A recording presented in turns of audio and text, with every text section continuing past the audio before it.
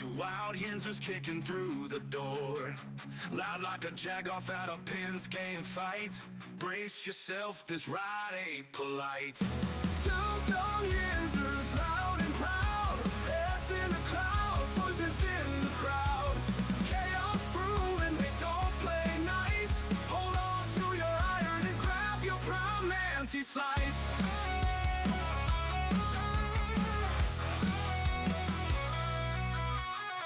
Tales from the burg with a hint of mayhem.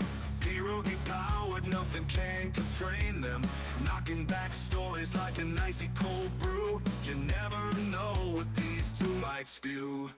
Two Dum Yinzers, loud and proud, heads in the clouds, voices in the crowd. Chaos brewing, they don't play nice. Hold on to your iron and grab your prime anti-slice.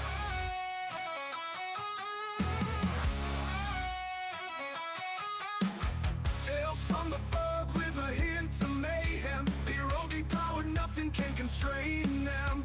Knocking back stories like an icy cold brew. You never know what these two might spew. Two Dum Yinzers, loud and proud, heads in the clouds, voices in the crowd. Chaos brewing, they don't play nice. Hold on to your iron and grab your prime anti-slice. Rivers collide where the laughs always flow. Black and gold thunder everywhere they go. The madcap kings breaking every mold. With two Dum Yinzers, the stories don't get old. Two Dum Yinzers, loud and proud, heads in the clouds, voices in the crowd. Chaos brewing, they don't play nice. Hold on to your iron and grab your prime anti-slice.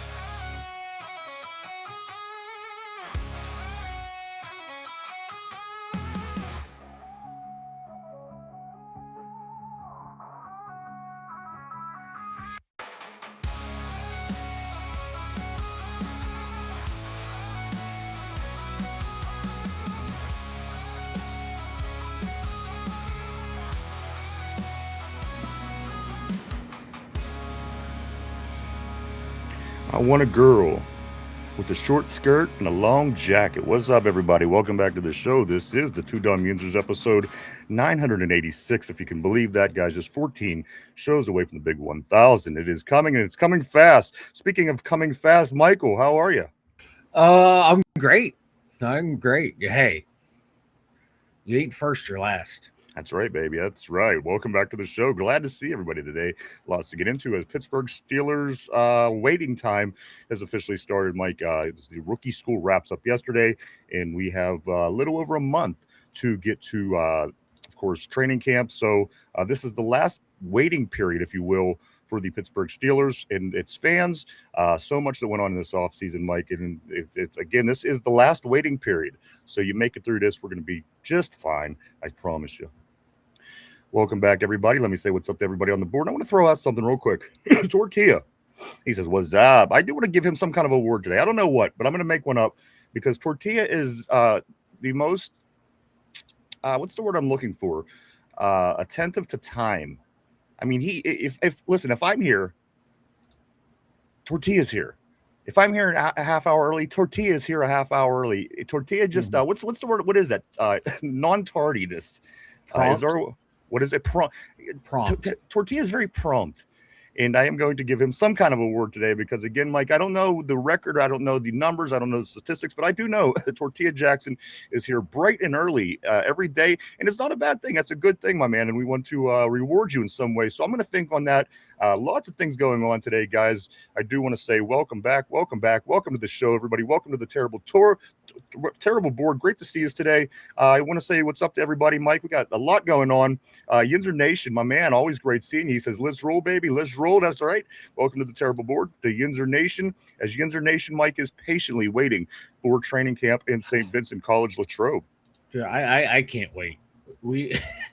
It needs to get here. It needs to get here fast. I am ready for some fucking Steelers football. It needs to get here. Like football withdrawal. You know, I watched some of the UFL. It's fun, but it's not the NFL. I agree. It's methadone for me. It keeps the football on your TV, but yet you're not getting the high end talent that you get in the NFL. I totally get what you're saying. Let me say what's up to Vegas, all the way from Las Vegas. My man, he says, "Good morning, Vietnam." Oh, wait. Welcome to the show, Vegas. Always great to see you on the terrible board. My man, hope that you're keeping cool out your way, as it was over 100 yesterday out in Las Vegas. Let me say what's up to Cody. He says, "Mike, you are the GOAT." Cody says you're the GOAT, Mike. Cody, yes, that is correct. I'm glad you finally recognized it, but that's still not getting you off the enemy list, but good try. You know what? Here's the thing. Maybe we'll put Tortilla way at the top of the list because, again, Mike, something has to happen. Something has to be done. Again, his promptness is impressive, to say the least. So, again, if you could slap him at the top of the list until we can find something to do for him.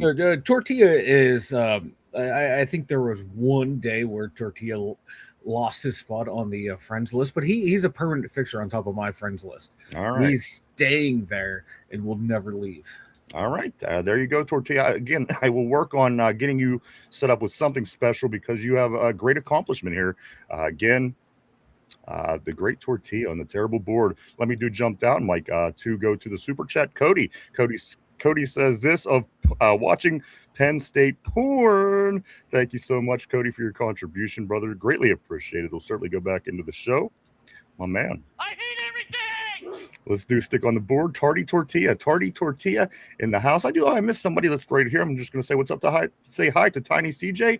Tiny CJ says, "Hey, Mike. Hey, Ryan. I'm new, but I did subscribe. We appreciate you, Tiny. Stick around. Great to have you on the terrible board. Great to have you on the show. Thank you. Thank you. Tiny. Let's continue down here to Yinzer Joe, the original OG Yinzer Joe says, "What's up, Yinzer? Trey JPJ and Con is the GOAT, big baby. What's up, Yinzer Joe? Always great seeing you, brother. Always great seeing you, my friend. Cody, we got you. Thank you so much. Let's go to RB. Fucking ad and sending my text before I can edit and finish. Oh, dude, that's all good. You know what? I do that sometimes. Like I have certain things that I watch, like for my pirate games, and sometimes I'll go to send something and it'll fuck up. I'll be partially through a message and it goes up and I'm like, fuck, there goes, hundreds of people are going to see this or whatever. So I hurry up, I get back in there real quick and try to make it legible before anybody can make a comment. But I certainly know where you're coming from, RB. Great to see you as always, of course, from the show, the great RB. So much going on today, Mike. Before we do get started, I just want to talk about a couple of things before we do get rolling. I do want to say this. If you've seen this a couple days ago, and it's from last week. Yeah. Before the Pirates went on the road. The Pirates, Mike, at the game was Michael Keaton, one or two games right before they left for their road trip. And one thing that kind of caught me funny about Michael Keaton being at the Pirate game, that's the big difference between Pittsburgh and other cities such as Los Angeles, New York. Everybody is there kind of, showing off their celebrity. Even, when you're watching a Dodger game or a Laker game, you see all these stars and they look semi-nice and they look good. And even in New York City, I mean, come on, we've seen all the people on the sidelines at the Knicks series. But at the end of the day, Mike, when you're in Pittsburgh and you're famous or you have that clout, you don't show it like these other cities do. They go, Michael Keaton, if you didn't know it was Michael Keaton sitting there at the Pirate game, you might have never known that Michael Keaton was there at the Pirate game. So, I mean, he could be there at a lot more games. The fact of the matter is it's just a whole different mindset here in Western Pennsylvania compared to other cities around the country. And again, just it was odd, but fun in a way. Yeah. Michael Keaton sitting there, he had his jacket up, the sides of his jacket up. So again, that's just, I don't know, that's Pittsburgh famous, I guess. Pittsburgh famous. And I got something for Cody. Yeah. Let's see if it works. Oh, look at you. Look at that. He drops it. He's making it. Cody made it rain, so we make it rain here. I like it. I like it even better if I could catch them. Good afternoon. I thought about having that set up and ready to go, and I forgot to do it. And then Cody comes in and gets the money in for the donation. We appreciate it. So I figured I'd get that up and running for you. You know what I'd like to see, Mike? And I'm sure it's not possible because it's something that I want. I would like to be able to see, like, when you do that outside of our boxes, but everywhere on the city, have all the dollar bills flying around everywhere. So it wouldn't be over us per se. It would be just happening back around in the city. I think that would look cool, but we'll work on it. Actually, I looked. I can't put the layers behind us, unfortunately. I thought about that earlier. Yeah, man. Hey, it's a good idea. And again, I knew it wouldn't work because it was an idea. It's something you wanted. Therefore, it won't work. A few things before we do get started today, Mike. I am heavily into movies right now. I don't know what it is. You know me. I don't like movies. I started watching movies and reactions over the weekend on the internet, and it hasn't stopped. I introduced a couple new ones to my repertoire. Of course, these are all movies that I've seen, and they're all favorites of mine. But it's fun to watch them while other people react to things that are your favorite. And my favorite, Mike, that I got into yesterday, I cracked out a new one. Mm-hmm. Step Brothers, a classic, of course, with John C. Reilly and Will Ferrell, Mike. And I just want to throw it out there, guys. Throwback Thursday alert. Yes, that's right. After watching this movie, I did go to Mike's studio and I did rub my balls on something in his studio, guys. So if you want to take any guesses on the board, anything that you see behind him is eligible for this, Mike. I did rub my balls on something in your studio. I will not tell you what it is, but if somebody guesses what it is something that you can see from your camera. But I did, in fact, after watching Step Brothers, go down in your studio and rub my balls on something just for this moment. So again, this is a throwback Thursday to yesterday when I rubbed my balls on something in your studio. If anybody wants to take guesses today and what they think it might be, we will certainly... We'll put you on a list if you get it right. But guys, I'm about to put you on a list. There was something in your visual, Mike, that was rubbed by my nuts yesterday. So again, there you go. Throwback Thursday, a little bit of fun today. If you want to take a guess, you could do that. And throughout the show, don't hesitate if you would like to do so as well.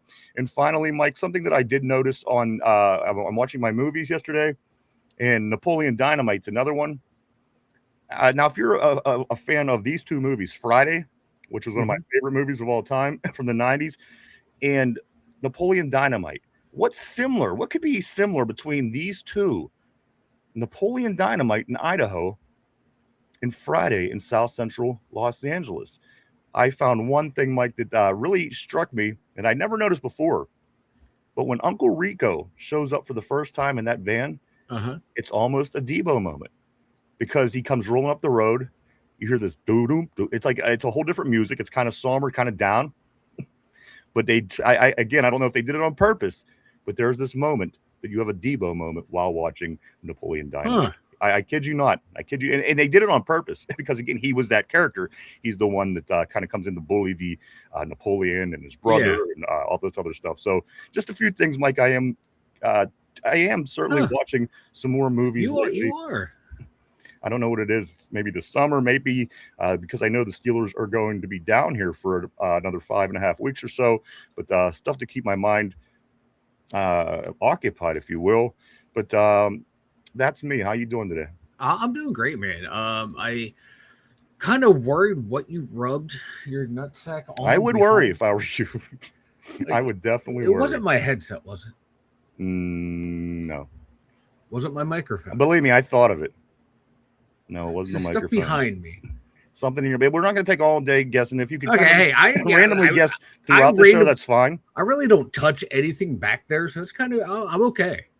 Like I said, throughout the show, if you want to take stabs at it, people on the board want to take stabs at it. Again, I did rub my nut. This is 100% true story. It's not even a bit for the show. Well, it is a bit, but I did rub my nuts on something in Mike's studio. So there you go. And before we do get started, Mike, I do have to get these results out because you Speaking of rubbing nuts, listen, it's Gay Pride Month, Mike, and I do have you and Derpy set up on a gay dating site to see who could get more views and likes. I got to be honest with you, Mike. It's neck and neck. It is neck and neck. You're not going to believe the results from today, and then we are going to get started in just a moment. Mike, the results for the day, you and Derpy are 100% tied in views, 94 to 94. It really couldn't be any tighter. It's tighter than a heterosexual's asshole.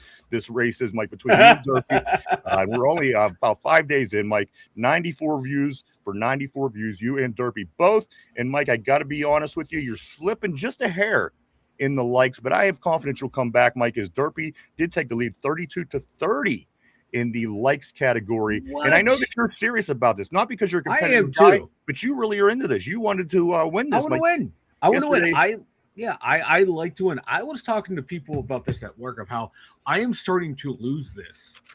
And the people I talked to agreed that, I need to win this. Otherwise, the Big Sexy does not live up to Big Sexy's name. And even, this is not fair. This is not right. Big Sexy needs to win. They agree. Like, I forget who suggested it the other day, but, there should be second photos. And I'm going to follow Lindsay's advice. I'm going to show the cleavage. I am going to show the goods to try and win. All right, so I'm in it to win it. We can revise, Mike, but again, we're going to let it go a week. And I know you want to get in there and you want to make adjustments. And the thing is, it's unfair because Derpy is not. So but I know you're competitive. You want to win. You want to pull more ass than Derpy. I get this. And I'm finding out how serious you are as we're going along. And again, Mike, I don't know if it's because of your ego or you just really want to find out how many guys that you could pull at the end of the day. I just don't want to lose to Derpy is what it is. I could totally get I that. lost the pick'em segment to him. I think, I can't lose this to him, man. Like, I mean, look at me. Like, I'm a sexy beast. Yeah. But like RB said, like, Derpy looks like he would just, roll over and take it from him. Like, you got to work for this. And there you go, guys. We are up. That is your update on the Gay Pride Month competition between Mike and Derpy, both on a gay dating site to see who could pull more ass. Mike, again, you better step your game up, my friend. That's all I got to say. I'll do almost anything to win. Almost anything, you sick fucks. I heard the fingers are typing when I said I'd do anything. Almost anything. All right, let's get to the board. I want to say what's up to everybody today. Lots of great faces. Look what's going on, Mike. I'm gonna look around the room here and say what's up to everybody. My man Tortilla, of course, in the hizzy. Let's go right here. Right there. I'm sorry, RB, my man RB, right from the show right here. He says this: I can't watch UFL or any spring league. The two most important parts of the game is the quarterback and the offensive line. In the spring league, the talent level is almost laughably bad. I couldn't agree with you more. It's almost it's almost like watching semi-pro football in a way. You go out and watch local teams play, but they're a little better than that. Let's go to Tortilla. Tortilla says Pirates kicked our ass. Yeah, I expected them to have a good game, but again, I still feel that they're on their free fall, Mike, as the Pirates did beat the A's yesterday 12-4. They did come around finally. They're going to have a day off today and then over to Colorado tomorrow to start a 3-game set at Colorado, and then they'll be home after that series. Oh, come on, Buccos. Just keep winning. We got to get back on the right track, man. We got to get off the schneid. Let's go here to RB. He says this: they need an NFL deal to survive, to use young NFL caliber talent as a minor league of sorts. And I agree 100%. And to be honest with you, RB, I think that is ultimately what's going to happen eventually. Say what's up to Vegas. He says Beetlejuice, what's up, baby? That's right, Michael Keaton in the house. Tortilla Jackson, my man, send Mason Rudolph to the UFL. Tortilla is saying. I want to say what's up to Somber. Always great seeing Somber in the Heezy baby, all the way from Los Angeles, California. My man, let's go to Cody. Cody says, I'm glad the Pirates won because Penn State never does. You needed that win. Indiana Hoosiers, baby. Well, don't lump us in all with Penn State either. He says that I'm glad the Pirates win because Penn State lost. Penn State has nothing to do with me or Pittsburgh for that matter. But, let's go here to Steel Loyal. My man, Steel Loyal, all the way from North Carolina. Steel Loyal says Mason Rudolph would ball the fuck out in the UFL. Most likely. I'm sure he would do just fine. As Tommy Gunn Maddox, Mike, was the XFL MVP. Yeah. So, that's just the way it be. RB says, like Hakeem Butler, right, exactly. Like Hakeem Butler has been the offensive MVP 3 times in these spring leagues, yet he can't make it out of the camp in 5 straight seasons now. It just shows a major drop-off in talent. I couldn't agree with you more, brother. Cody says this: Mason Rudolph would ball out as our starting QB. Steel Loyal comments and says, on Madden, perhaps. Somber says, in your dreams. Cody said, I used to use this gun when I was a prostitute. Let's go to Vegas says this: his headphones. It is not his headphones. I did not dip my balls on Mike's headphones. That is incorrect. But you know what? You have unlimited possibilities today to throw up your guests. I did, in fact, rub my balls on something in Mike's room. I've been a victim of sexual assault. You have. How does it feel? Let's go to Steel Loyal. Corey, don't drink that, my man. Always great seeing Corey on the show. Corey from the my favorite podcast. I'm going to say my favorite.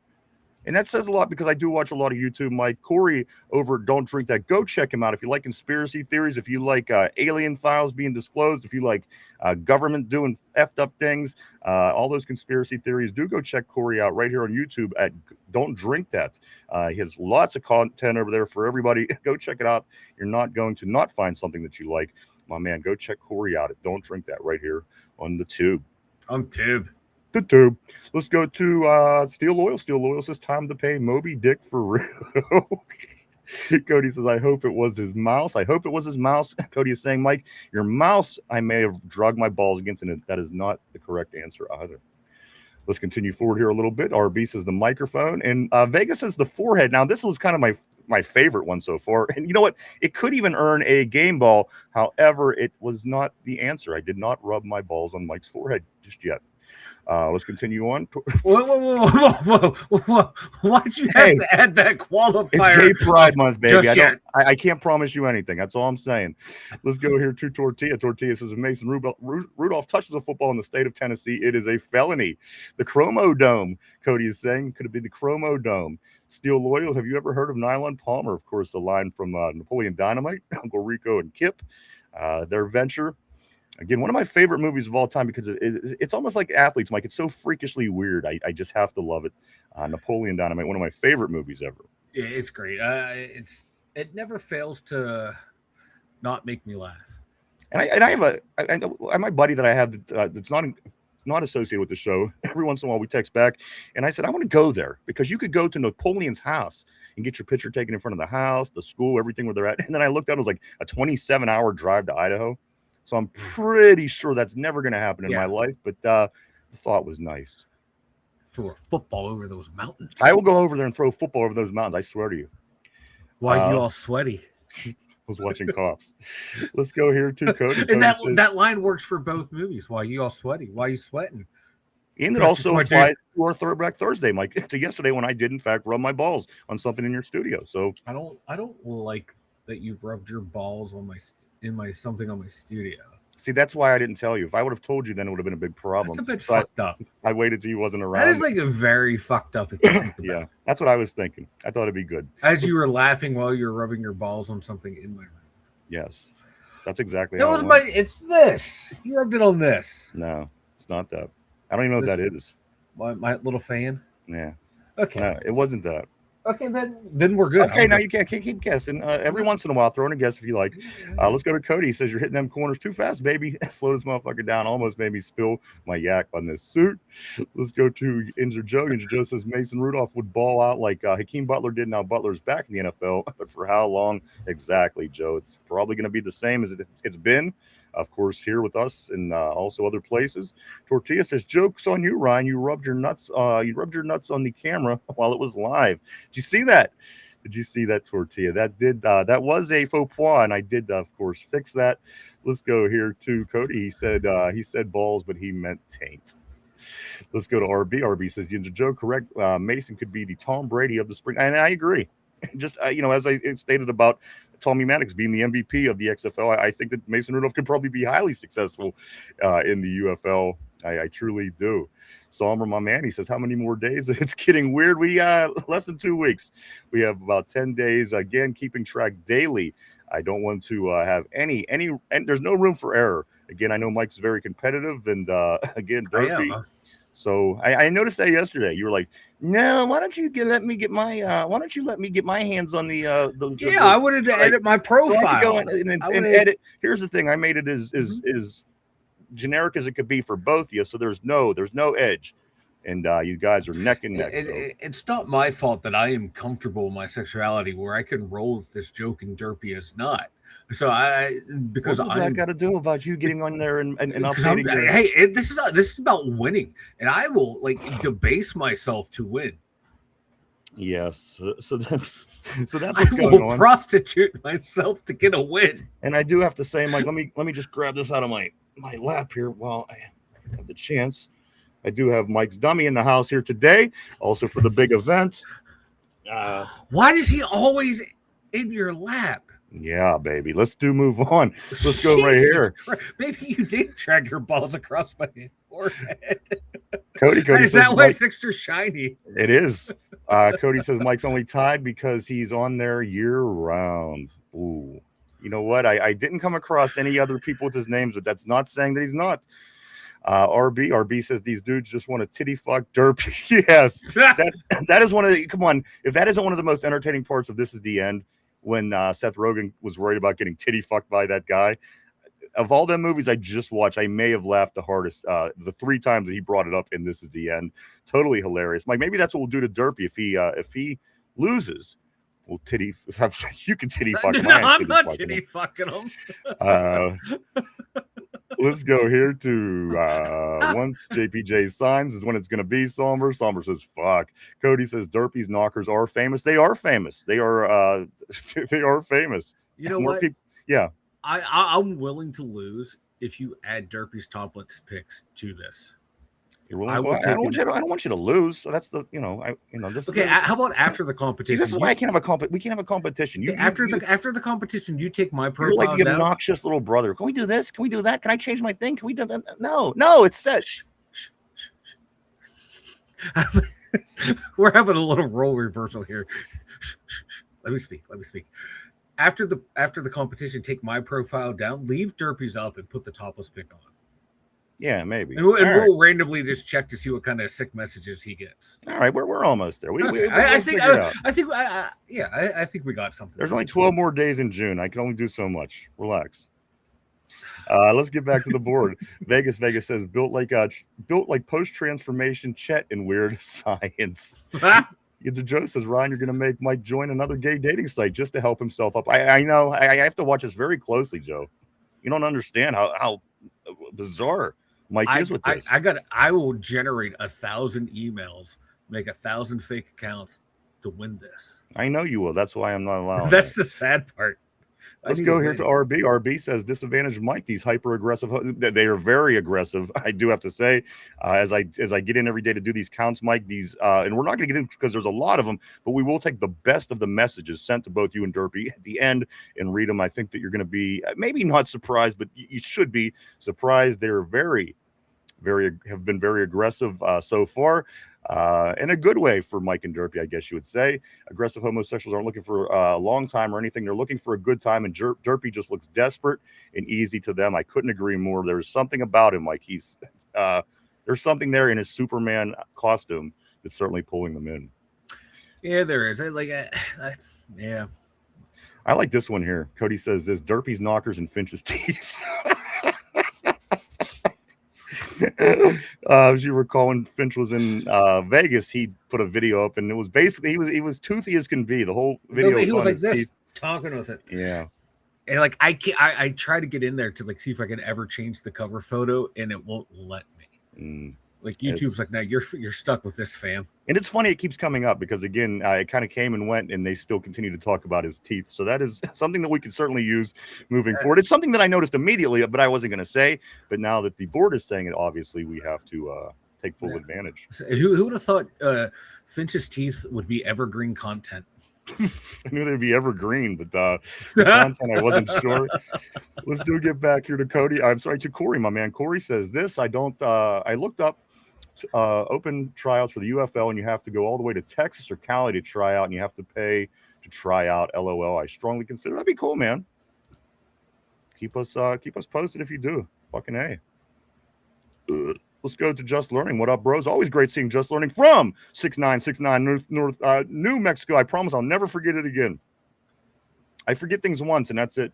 Well, like this, I forget everything else all the time, but I'll never forget. It's 6969 New Mexico. Tater in the house. You know what? Always great seeing Tater, even though he changed his colors, and I think that's a good thing actually that he did change his colors. But Tater, all the way from Northern Ireland, guys.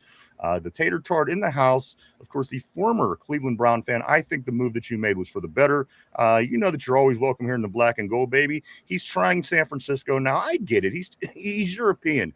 He's he's curious. He's into trying different new things like the Europeans do. So for that reason, I'm letting him go. But I think ultimately we know where Tater is going to end up. Welcome back, Tater. Vegas says, do we just have a Me Too mode? Or do we just become best friends? Tortilla says this. Tater Burger, the old Tater Burger in the Heezy Big Baby. Tyrone, my man, the GOAT in the house. He says that JPJ's the GOAT, but I say you, my man Tyrone, are the GOAT. Always great to see you on the terrible board, my friend. Welcome back to the show. Corey, Don't Drink That said I was watching Don't Be a Menace last night, so I have those lines stuck in my head right now. Another fantastic one, which may lead me to a whole new direction today with Don't Be a Menace to South Central while drinking your juice in the hood. Another one of my favorite movies from the 90s. Great movie. Look at this one. Another Mike Vegas today with the vote for Derpy. Vote for Derpy. Vote for Derpy. Vote for Derpy. Again, if you are familiar with Napoleon Dynamite, it all goes together just right. Tortilla said this is like the presidential pride race. It is. It really is. I do not discriminate. I might be an asshole sometime, but I don't discriminate. I promise you. Let's go here to Cody. Cody says, blacker the berry, the sweeter the juice. And isn't it older the berry, the sweeter the juice, or younger the berry, the sweeter the juice? Of course, from Friday. Whoa there. Still loyal. Vegas, he says, in Ryan's lap with the mouth wide open. Usually that is how the procedure is, yes. Yeah.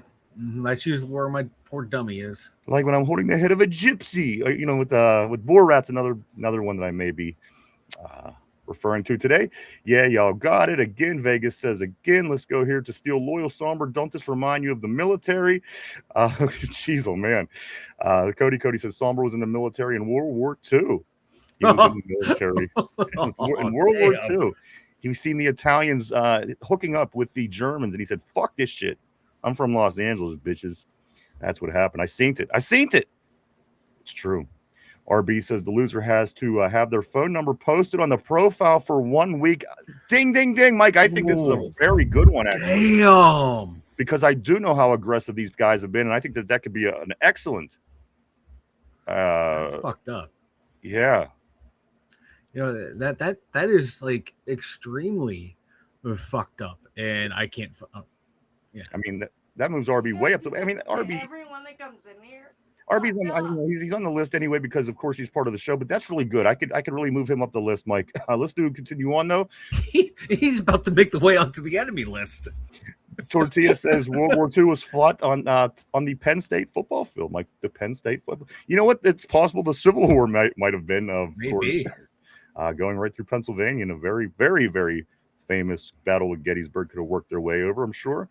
Let's go to Steel Loyal. Steel says this: stormed the beaches of Normandy. Cody says floated it in the boat in Omaha. Let's go here to the Battle of Aliquippa. Tortilla says. Also, let's go to Vegas. We fought to protect our airports in the Revolutionary War. You gotta protect those airports, baby. Somber was there too. LOL. Cody says. Yinzer Joe, he says, is it possible the guys think Derpy is handicapped and gay? Very. It's actually very possible. But again, I'll leave that up to the opinions up to the beholder. I don't know if they think he is or not, but I would guess yes. That would be my guess. LOL. I mean, they probably think he can do anything without limits. You know. Ooh. Oh. Let's go right here. Let's go to Steel Loyal. Wait, he changed teams? Not yet. Who knows what's going to happen after this? Cody says Finch got them George Washington teeth. Whoa, yes. You know what? I love it. Cody, my man. Finch with the wooden teeth. Yinzer Joe, curiosity killed the cat. Curiosity killed the tater tot. Vegas says this. Vegas says murdered slave teeth mixed with 2x4s. Sit your ass on that plastic, Corey. And then finally, Vegas, Poor Rat's interview on Opie and Anthony was the greatest interview he did at the end. It was a fantastic movie from beginning to end. If you've never seen Borat, great comedy. Guys, let's get to it. It's episode 986. We have 87 days, Mike. Mark Bruner. We have Mark Bruner days until the season does kick off here in Pittsburgh against the Atlanta Falcons. So much to get into today. Camp is wrapped up. Rookie school's wrapped up. we got a little bit over a month here, guys, about a month and 10 days. So about 40 days, give or take, until camp does start, training camp in St. Vincent College in Latrobe.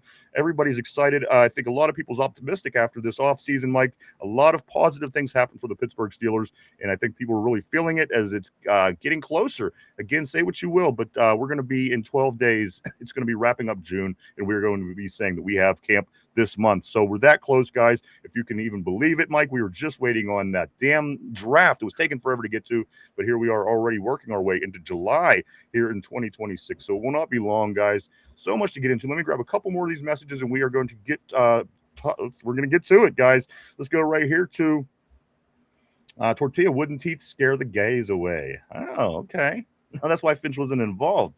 RB says, I have a friend, Justin, that I've been friends with for 35 years. Ever since texting became popular, I leave his number on bathroom stalls, all truck stops and public bathrooms every time. Yeah, that's great, man. Every time I travel. Here's one for you. My childhood phone number is on the bottom side of the bridge of the town I grew up in. And I highly doubt, and it's real big. One of my buddies did it as a gag when we were kids, and we'd get out on the catwalk underneath the bridge, and all that shit. Well, anyway, in real big black paint, he put my number 7288599, and it still probably is there today. I can't imagine anybody climbed under there and started cleaning the inside of that, but it's till today. I bet you if you went down there, climbed under that bridge, you would see that phone number. It says for a good time. 7288599. Let's go to Vegas. Did you come Lithuania with a name like Garazunas? It's Greek. As a matter of fact, it is Greek. Not Lithuanian. You know what? I think I do have some Lithuanian, though, somewhere. But definitely not from the name side. Let's continue down here to RB. RB says this. So for 18 to 20 years, now he's constantly complains about getting random texts from hyper-aggressive homosexuals all the time. Can't change his number because it's tied to a family business. Even better. Jesus Christ, RB. Is my accountant takes phone calls. Vegas says you have to see Borat's movie. It's one of my favorite all time. Easy. Easy. Let's go to RB. So even till today, he doesn't know why that should do. That is great. Vegas says old women didn't get Borat at all. Tortilla says my wife. Yeah. And his wife died, and he got a new wife. Let's do get at it, guys. Let's get to some Steeler talk. Pittsburgh Steeler talk. That's right. Black and gold, black and gold, black and gold all day, every day, right here, 365 days a year with the two Dum Yinzers. Welcome back to the show. Glad to see everybody today. Welcome back to the terrible board. Welcome back to the show. Michael, let's get into it. Let's do this. Sorsby, yesterday we decided that this is one of the, and we decided at the very beginning of the week when we heard it that Brendan Sorsby is one of the worst ideas, Mike, that the Steelers can even entertain. Of course, I think that I think they're coming to their senses. I think they're not going to pursue Brendan Sorsby, Mike. The latest note that we do have here is that the Steelers are doing their homework in regards to Brendan Sorsby, and I'm glad that they are doing their homework, Mike, because I have a couple numbers here that may help you decide for yourself if this Brendan Sorsby, albeit he has 9,000 bets out and 90,000, whatever, the guy has a bit of an issue with gambling. But Mike, these are the numbers. These are numbers from all these people that just came out in the past couple years in the draft, between Mendoza, Carson Beck, Drew Aller, Cam Ward, Jackson Dart, Tyler Shook, Jalen Milroe, and also Dylan Gabriel. Mike, these are their senior year numbers of their off-target rate, and also their catchable ball rate. Let's compare what Brendan Sorsby looks like it is as far as his last season played compared to all these players last season played, whether it was their senior year, whether it wasn't, whatever it was. This is the comparison to that, guys. So as of right now, Mike, if you look at the off-target rate, the quarterbacks throwing the ball off target, from all those names that I just named, the highest one is, of course, Jalen Milroe. Jalen Milroe has a 12.3. He had a 12.3 off-target rate, Mike, in his last year, which was 2024 in school. Brendan Sorsby passes all of them, even the leader, Jalen Milroe, with a 13.8. A 13.8 off-target rate for Brendan Sorsby in his last season played in college, Mike. And, of course, that's against Mendoza, Beck, Aller, Ward, Dart, Shuck, Milroe, and Dylan Gabriel. He has a higher. So if you think any of those guys really came and took the league by storm, this guy didn't do as good as all these people. So, you may like a guy like Jackson Dart, like I do, but you may also look at those names and say, okay, I'm going to guess that probably more than half these guys aren't going to do that great in the NFL. And just know that Brendan Sorsby does have a higher off-target rate than every single one of those young quarterbacks that has just recently entered the NFL. And Mike, finally, this one here, if you heard the first statistic, this one may make sense to you. This is the catchable ball rate. The catchable ball rate between the same group of quarterbacks, like these young quarterbacks. The person that has the lowest percentage of a catchable ball rate between all them quarterbacks, Mike, is in fact in college. It would have been Tyler Shuck. Tyler Shuck, out of all those quarterbacks, again, Mike, Mendoza, Beck, Aller, Ward, Dart, Shuck, Milroe, Gabriel, and his catchable ball rate is the lowest amongst all of them, 77.4. Our man Brandon Sorsby, 75.3, which is lower than every single one of those young quarterbacks on that list. Again, Shuck, 77.4, the lowest, 75.3, and again, that is Brendan Sorsby. So do your own homework as well, as the Steelers are, Mike. And I think if you do that, you come to the conclusion that leave this guy alone. You have two young guys already. And if there's something in the 2027 draft that you see that you like, then you pursue it. I don't think that there's any way that you touch Brendan Sorsby with a 135-foot pole. You don't. And all these reports now, people are like, oh my God, he's at least a second-round pick. Oh man, he would have been the second best quarterback coming out of the draft last year. If that was the case, why did he transfer to Texas Tech and not come out? Why would he, pass up first-round money to go play at Texas Tech? I mean, it makes zero sense. The guy 2 years ago was seen as a flyer in the 7th round type guy. The year we drafted Howard in the 5th, 6th round. Okay, this is what this guy is. He's not an elite quarterback. He puts up gaudy numbers against god-awful teams in college. Can I make one side note? Yeah. Just in his case, and listen, I'm not making a case for him. I just want to say Pitt, who did have one of the better defenses the last time we played Cincy, he put up 298 yards. However, we did come back like 27 points in this game to win.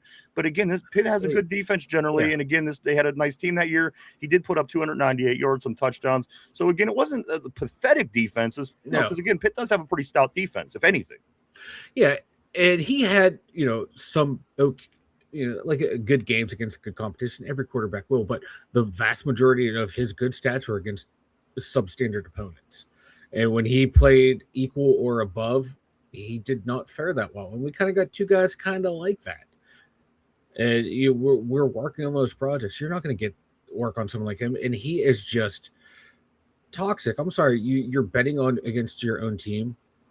And then you're going to go out there and you're going to play what means you're not betting on yourself, or you're betting against your own team while you're out there playing. Every incompletion, every sack, every interception, every overthrown, underthrown ball is going to be scrutinized, analyzed. Like, there's a golden rule in sports, and that you don't bet on your own sport, and you don't bet on your own team.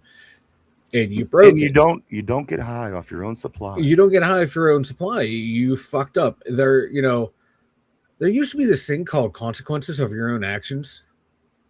Like, when you fucked up, you're done. That's what happens. It's like these guys that are getting arrested for domestic violence and all these, and then other shit. Like, you fucked up. Okay, you don't have a right to play in the NFL. Brendan Sorsby going, oh, I gambled on my own team, I should be allowed to play. That'd be like me going, hey guys, I committed a little wire fraud. I should still be able to go work on Wall Street. No, you lose certain privileges when you commit certain crimes.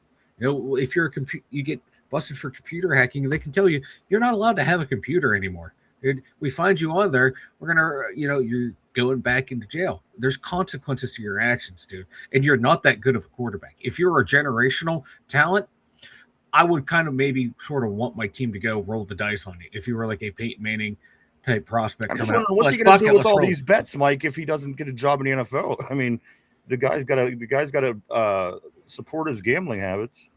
Hey, dude, you went to college for how many years? Got to have a degree.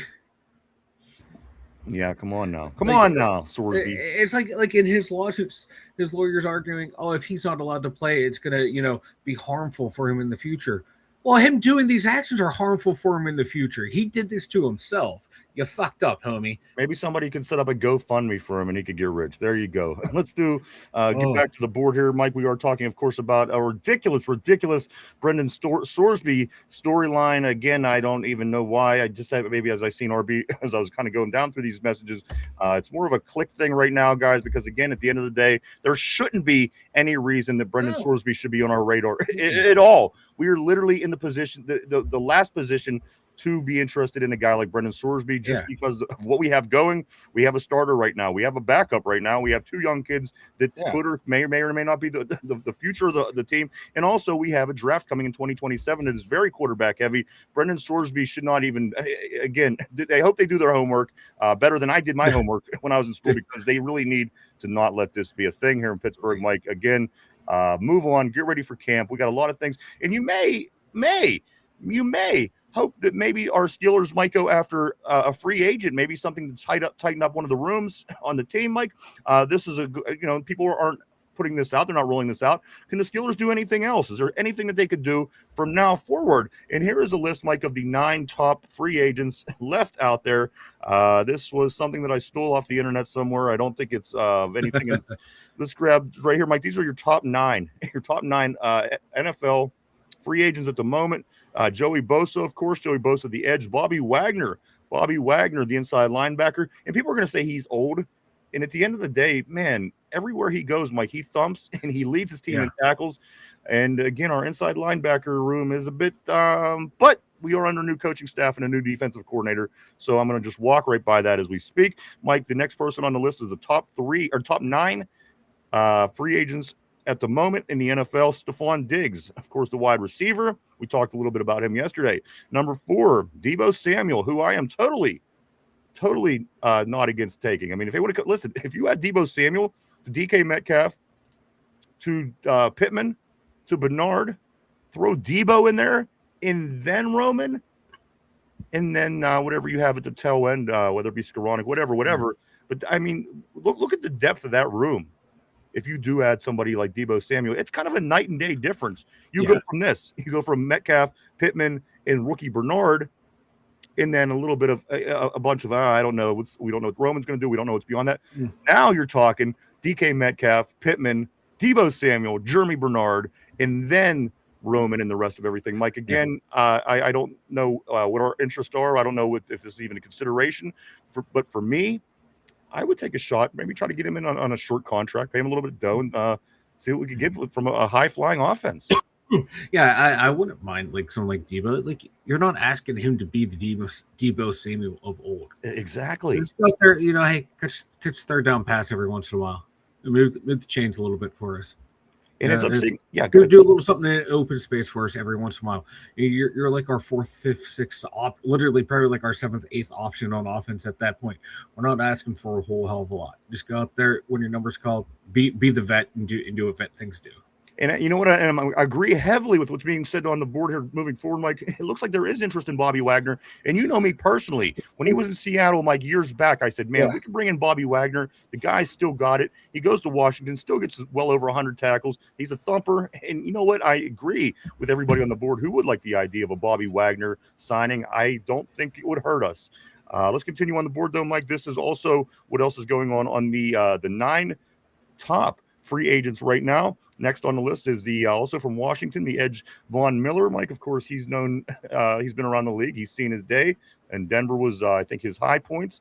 Also on the list, Mike, Jadeveon Clowney, the edge, of course, from Dallas. Last Clowney's pretty much played for every team besides for us. I'm not interested in him. He was a Raven. He wasn't good enough to be a Raven and continue to be a Raven. I have no interest in that. Mike, next on the list is Keenan Allen, a name that you did mention the other day. You mentioned Keenan Allen. I said, geez, is he even in the league still? He's old. Keenan Allen on the list. Matt Milano, of course, the linebacker from Buffalo, and Rasul Douglas, the cornerback from Miami, Mike, is what they're saying is the 9 top free agents as of right now. Does anybody on there catch your interest? Let me just go through them real quick so you can hear the names again. Joey Bosa, Bobby Wagner, Stephon Diggs, Deebo Samuel, Von Miller, Jadeveon Clowney, Rasul Douglas, Keenan Allen, and Matt Milano. Anybody in there got you opening your wallet up? And not to spend a lot of money, but I kicked the tires on Bobby Wagner. I would too. You know, like it's a little different from 4-3 linebacker, 3-4 backer, but the guy's a vet. He's a tackle machine. I wouldn't mind giving him a try. Like I said, not opposed to kicking the tires also on Debo. Like if Stephon Diggs didn't have all the weird off the field stuff constantly happen with him, I wouldn't mind giving him a shot. Yeah, there's off the field issues. When he was where was he? Just Buffalo, Minnesota. What was his issues there? Because again, there was things happening. The thing was, I didn't even pay attention to Buffalo. I knew that with his old lady, there was some problems or some shit. Yeah, it just all tends to bleed over. Like, he was doing coke before the season, like on camera, him on a boat with a bunch of women, and like his cocaine bag ripped open and shit like that. Like, dude, if you want to go do some hard drugs in the offseason, I don't give a fuck. Yeah. But when it's on camera, it's bad judgment. Like, teammates are always leery of him. He, like they like his talent, but he's always that guy when you're asked questions. Hey, who would you least like to hang out with your family or date your sister? And everyone's like, Diggs, just Diggs. Like, he's a weird guy. Never been. He's weird because everyone wants to hang out with him. Doesn't want to hang out with him. Doesn't want them around out. Their family and kids or daughters and stuff like that. Like. But it never has bled into him being a locker room cancer, but there's always just like something going on with him. And I don't know if we need that right now, but he's still a productive receiver. But just some guys to come in and if we need like Wagner, it maybe Debo. You know what? I want to get back on the board, Mike. I don't want to get too far behind. A lot of people have some comments on the topics today. I don't want to miss anybody. Let's get back at it.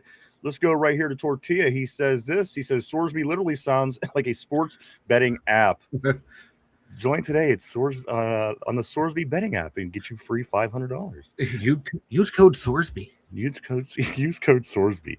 Let's go to Corey. Don't drink that. How the fuck are you going to have a gambling addiction when you barely legal enough to gamble? You must have been playing craps in high school on the lunch table or some shit. Let's go down here to Cody. Cody says this. He says, that was a genius. That was genius. Where did you learn that? Saw it in a movie. The guys got their meal paid for, got away scot-free. The guys caught up to them on the highway and killed them. Let's go to RB. RB says this. I'm going to start taping pictures on the stall doors that will be a close-up of Derpy's face, and under it I'm going to write Derpy is watching you poop. I like it a lot, actually. I like it a lot.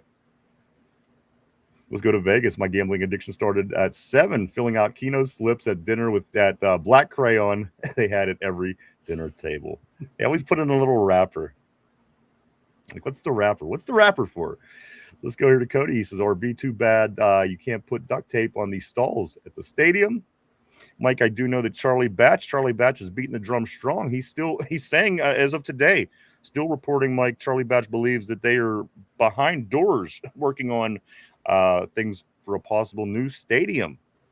So whether you believe what Charlie's saying or not, that is something that he believes strongly, Mike, because it's about 3 weeks now. I've seen stories. And again, this was as of today. He still believes that there are, let me see the words, behind.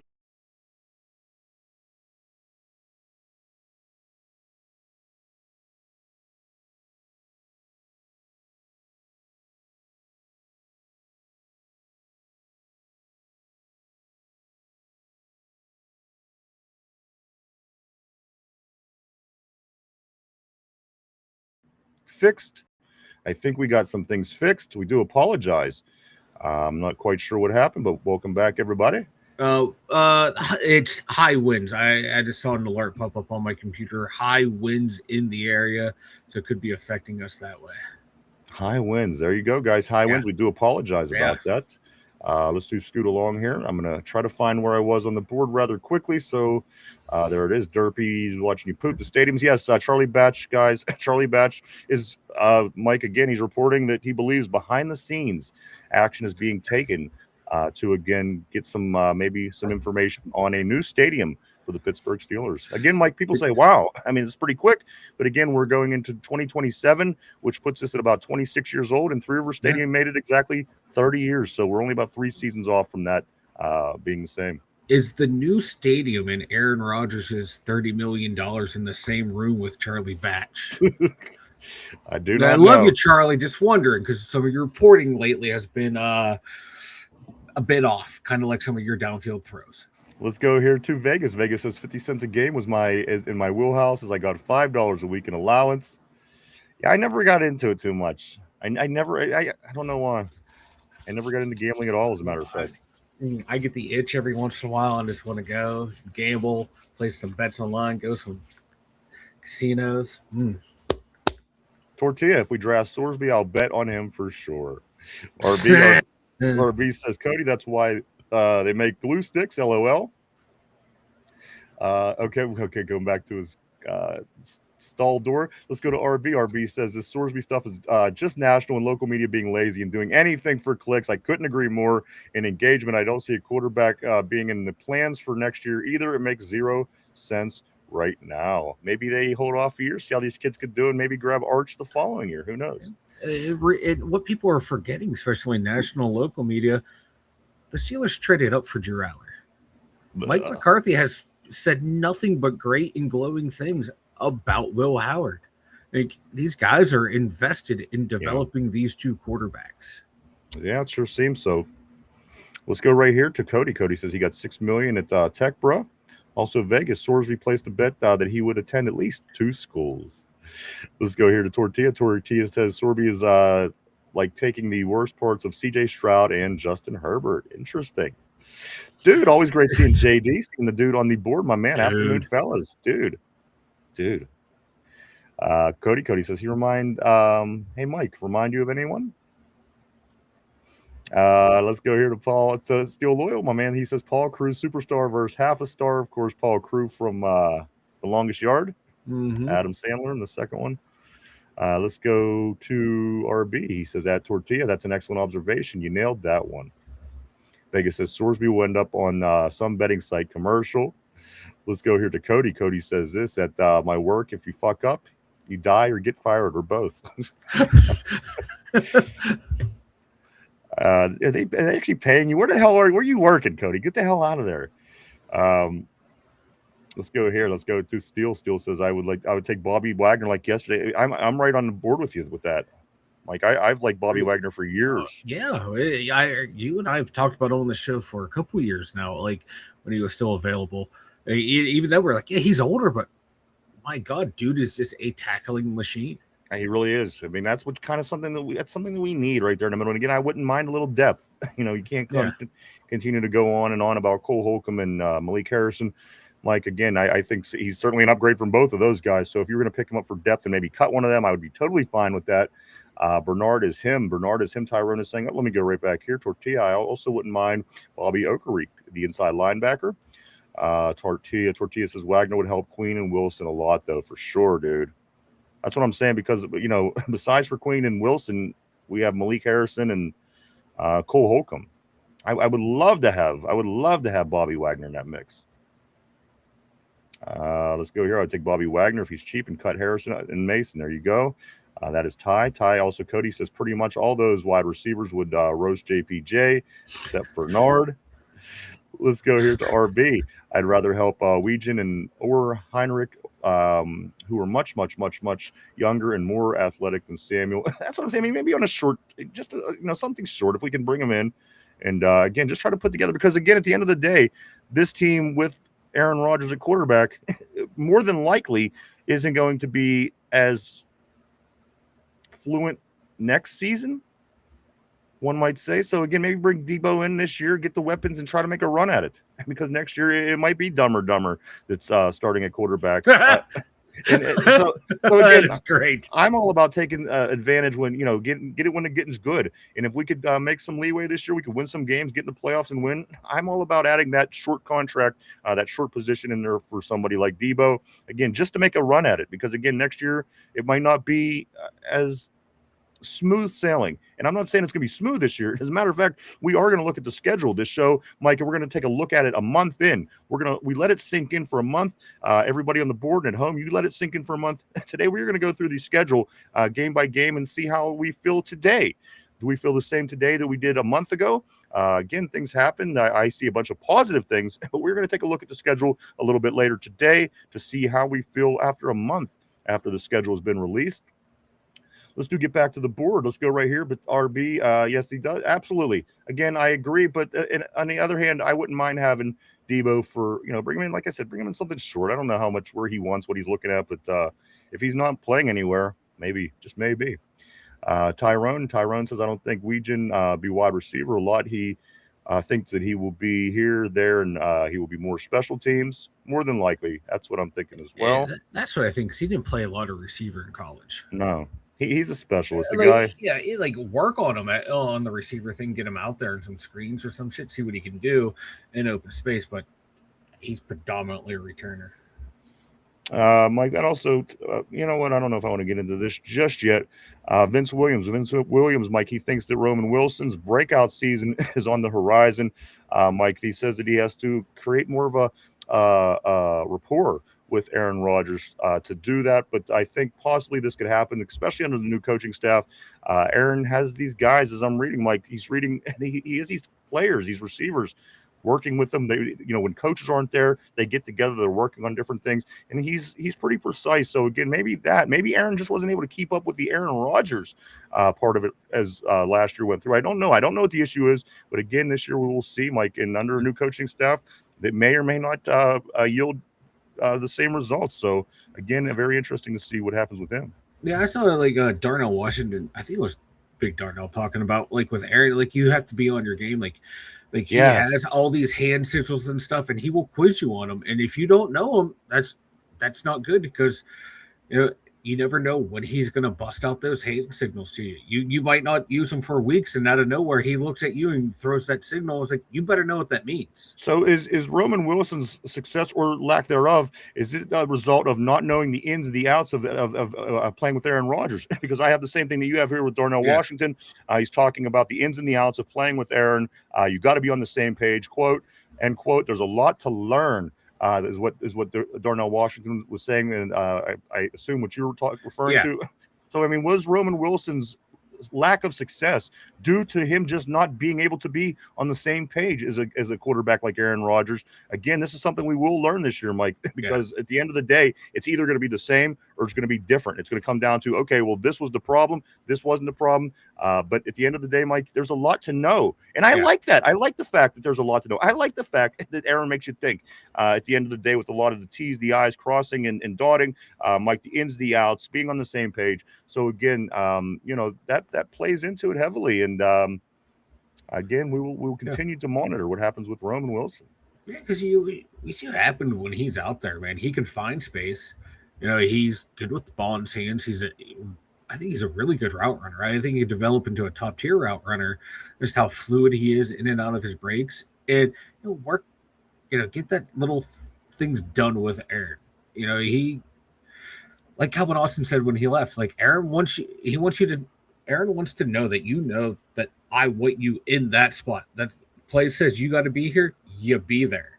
Whereas some other quarterbacks drift a little, I'll find you, don't matter. Right. Aaron's a precision guy. Maybe that's what it is, Mike. Maybe Roman just didn't get on Aaron's page. Have it. Yeah, he just didn't get up to speed fast enough for that. And hey, this year, if he gets up to speed for it, that's going to be awesome, because you saw they had some connection last year when he played and when he threw the ball. He can find those soft spots in the zone. He knows how to run his routes in parallel with other guys too. He knows how to bait the corners and stuff. He has some elite route running traits, and if him and Aaron can build that trust, it can be a scary combination. I'm not talking Ben AB type scary, but a scary combination against some of the lower level corners he'll be going against. I'm just wondering what if that's the case, what Aaron Rodgers sees when he looks downfield. He sees big DK, big target down there.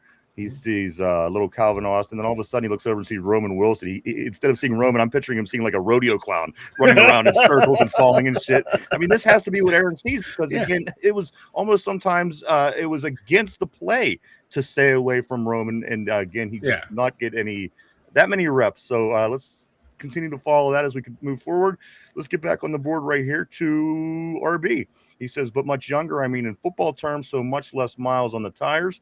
Of course, he's talking about the last comment between Weegen, Heinrich, and then Deebo Samuel. Let's continue along right here to the original OG. Yinzer Joe says this: for those seasoned to be a success, who in your mind on offense and defense has to step it up? Who has to stay on the field? I have something along those lines coming up a little bit further, but in my opinion, that for this season to be a success, I think our quarterback has to stay healthy. I think if we run into the issue, Mike, where he goes down early, maybe he tears something, blows something. At the end of the day, I think this is going to be a very long season if Aaron Rodgers isn't back there. Listen, he's not a Steelers quarterback, if you will, but at the end of the day, he's a big part of what we have going on. If you take him and you have to go lesser, you have to go with a Mason or one of the other two guys. I think this becomes a very long season at the end of the day. As far as defense goes, I think the defense is very, very deep. I think that it was borderline, and then they added a lot of players in the secondary. They of course signing Herbig to his extension. The defensive line is I think we have some depth going on, Mike. So I don't know if there's one person that we could be missing on the defense that would F up the whole season. But I'm going to say Aaron Rodgers, if he is not involved with the team, I don't think that this team is going to win nearly as many games as they probably will with him back there. Oh, yeah. The offense is going to run through Aaron and through the O-line. I think that right there is the offensive line, and Aaron Rodgers have to be the ones that step it up and be the driving force on offense. Because if you can't throw the ball, or if you can't protect your quarterback, you can't open up lanes for your running back, your offense is fucked. So it starts up front right there. And then if your quarterback can't hit the open guys or are willing to hang back in the pocket, it's going to be a long season. So those 6 guys right there are the main force on offense. Then on defense, I think it's going to be your front 7, your D-line and your linebackers. Again, everything runs through the trenches on both sides of the ball. And for our defense, that's where it starts. And I think those 6 guys or 7 guys on defense got to step it up. I think that again, as I was mentioning, Mike, I think that the defense is again, they were borderline with depth. I think they really added to that depth this offseason. In the offense, I think now is borderline. They're getting a little closer to having a secure depth. Again, building a wide receiver room, numero uno. I mean, come on, you get a couple extra wide receivers, you're already ahead of the game there. And on the line, you're drafting your dunker, and you're hoping that Max is going to be your starter. Yeah. So again, the depth is coming on the offense. The depth on the defense, I think, is pretty strong. So again, for me personally, I can only come up with one guy if they are missing from this team that this will be a totally different season, Joe. I think that would be the quarterback. In fact, it would be Aaron Rodgers. Again, not a lifelong Steeler. He's not going to be here next year. But you know what? He is the very, very important piece of this team. Maybe not the most important at the end of the day, but he does play the most important position on the field. And I think he's the guy without, that's where the results change. RB says this: Tyrone, I think he makes a nice whatever. And short guy is a slot wide receiver, more of a situational guy. But yeah, I agree. But still some same sort of basic skill set. Let's continue. Yeah, go ahead, Mike. Let's say Weegens, he only caught 23 passes in college.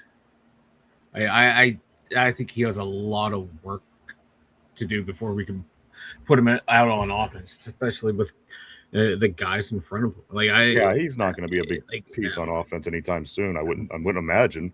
No. But we will see. Let's continue on, Mike. Tyrone says Yinzer Joe's offense. I think DK in defense. TJ. Interesting. That's interesting with the TJ. But we could win without DK. We've proved it at the end of the season last year. We made the playoffs without DK. So, but interesting. Everybody, there's not a wrong answer. So again, very interesting on that. Let's go here to our Tyrone. He says, I agree, RB. Let's go to Cody. He says, trade Highsmith for Buda Baker so we can watch DK run him down. Cody, shut up. Tyrone says, Tortilla says, oh shit, they both get locked out. Yes, I don't know what that. Oh, the wind. And I am as well now seeing windy on my screen as well. Let's go here. They went poof. Tyrone, I thought my phone was on drugs. No, that was just Tortilla. It's gonna be all right. Tortilla says, what's the wind smoking? Let's go here to Corey. Corey, don't drink that, my man. He says, I'm going to go to the game in Pitt this coming season. I want to go to Baltimore game in December. That's awesome, bro. That is awesome. Keep me posted. We'll see what's going on that week. RB, yeah, I was called off work today because school programs are being canceled tomorrow due to high winds, tornado warnings for the next 24 hours. I thought hurricane season was over. Yeah, I don't know what's up with these winds, man. Definitely a lot of tornado news happening. It is that time of year. Tyrone says, no, we didn't, Mike. He was picked 76. We traded up for Bernard in the second and Dunker late third. Let's continue on. Let's go to Steel Loyal. Steel Loyal says Drew Aller was acquired by the pick Dallas gave us for GP. Vegas says this, the new Madden looks like they tried to improve the game, which is rare. It has been the same game for about 13, 14 years, I think. They just changed some names around. Yeah. Vegas says, I'm sorry, we did get that. Vegas says that. Tyrone says, yeah, Loyal, that's still a little funny to me. Still, we traded GP for Drew Aller. Yeah, that's what it was. I forgot. My bad, boys. Makes me want to hurt myself to hear that. But anyway, GP's back with the Cowboys right now. He's back with the team, so we'll see how that plays out. I'm sure it'll be a disaster when it's all said and done. Let's go here to Steel Loyal. I laughed my ass off. Remains to be seen if that was a good trade. Allahu Alar, Mark Malone. Always great seeing the man, the myth, the mustache on the terrible board. Mark Malone in the Heezy Big Baby. What's going on, Mark? Glad to see you, bro. Corey says, Ashtray, I can't feel my legs. You never could. Oh, right. Of course, don't be a menace. Let's go here to the original Yinzer Joe. The original OG says this. I think Pittman on offense and Brisker on defense would be the two players he says would be the big difference. Let's go to Tyrone. I doubt it. If GP 2-8 wide receiver in the NFL, and Aller might not even get a chance, especially if we draft a quarterback next year, first round. And you know what? As we said a couple weeks ago, Mike, I really hate. Again, this is twice this week. I'm going with the hate. I really hate how this is going so far with this battle of these two young quarterbacks. There's really nothing to go on besides what we're reading from the papers. Yeah. For me, it's going to be training camp, and it's going to be August preseason football when these two guys get like 90% of the snaps when it's all said and done. Like the fact that people are still kind of going, and listen, I'm not going after anybody on the board. I'm just saying in general, the way that people continue to go after themselves or after each other. Yeah. And it's almost an ego thing. It's like, well, if you like this team or you like that team is where the argument's coming from. There's really not much to go by when we're talking about the Will Howard and Drew Aller, the conversation at this point, because from here on out, it's going to be how the two guys perform. Yeah. And you know, again, there's nothing really that we can continue to talk about those two guys. And you have to realize too that they're on two different planes of development right now. Will Howard came in, let's just say at a level of like right here. Drew Aller's coming in here, and they took him down to here. You know, so there's going to be a gap of play when we see him out there. And we also don't know what the coaches want to see from them when they're out there in the practice field, when they're out there in the game. We might say, oh my God, they're looking god awful, but the coaches are going back and looking at the film like, hey, see how you did this step here? We like this. We like the way you drop back. We like the way you're, you know, using your feet here. This, you moved your hips and the way you were going through the throw. This is what we like right here. And then they're more worried about that, the mechanics of, let's say, Drew Aller, than, okay, did you complete the pass? Did you read the field correctly? Hey, we're right now, this game, this is what we're focusing on with you. We won't know that. We'll be looking at the, oh my God, he's missing wide open guys. He's missing that. And they're going, you know what? This was a good series. This was a good rep for you because X, Y, and Z of the mechanics. And we want to worry about that first before production. Whereas someone like, you know, maybe Will Howard's going out there putting up numbers and we're going, oh, man, but he looked kind of sloppy. And they're going, hey, Will, it's working for you and you're finding the right guys. You're moving along because we maybe kind of want you to be our number two. You're doing those good things. That's awesome because we don't know what they're grading these guys on, what they're looking for out of these guys. So it's going to be hard for us to discern if these were good games or not, but it's not going to stop us from speculating. Yeah, absolutely. Or it's not going to stop us from shitting on the guys or overhyping them. But it all depends on, like, from the team's eyes, what do they want to see from these guys in their point? at this point of their career. Because I have a feeling like Aller, I think they just want him to go out there and work on his mechanics for the most part in live action games. Because if you're tearing him down and you know he's going to be at least a 2-year project, you're not going to sit there and worry about him completing every single pass and looking perfect. You want him to focus on those little things first. That's why this next month is going to make me itch like a like a fiend, because Mike, all these answers. Another question I have here today: who's going to be the biggest comeback? Who's going to have the biggest bounce back season? I actually seen this somewhere. Somebody threw this idea out there, Mike, between Pat Freiermuth, T.J. Watt, and Peyton Wilson. Which one of these three are going to have the biggest bounce back year? And I think ultimately it would benefit the Steelers most if TJ would have the biggest bounce back year, because we do have a nice tight end room between the two players, and also Patrick Queen. I'm still trying to fill Patrick Queen out, Mike. I truly am. I don't know if I fully like him or not. He's inconsistent. Yeah, he would be a great Pittsburgh Pirate. Yeah, because he'll have games where he's looking like a world beater, like the guy that's he's tracking everything perfectly, no missed tackles. Then he'll have 3 or 4 games where like, dude, what the fuck are you doing? Then he'll come out and wow you. It's like, okay, this is why we signed him. He's very inconsistent. But for the biggest bounce back, damn. That's a good one. Between those three crackers, which one of them do you see having the biggest bounce back? Mike? Damn, man, that's a lot of saltines I got to choose from there. T.J. Watt, Pat Freiermuth, Peyton Wilson. Which one of them vanilla faces has the biggest bounce back season? I'm gonna go with the one that. I'm gonna go with Patty Fry. I'm going to go with the one I think we need. I'm going to just say Pat. I'm just going to say TJ Watt because I think it's most beneficial.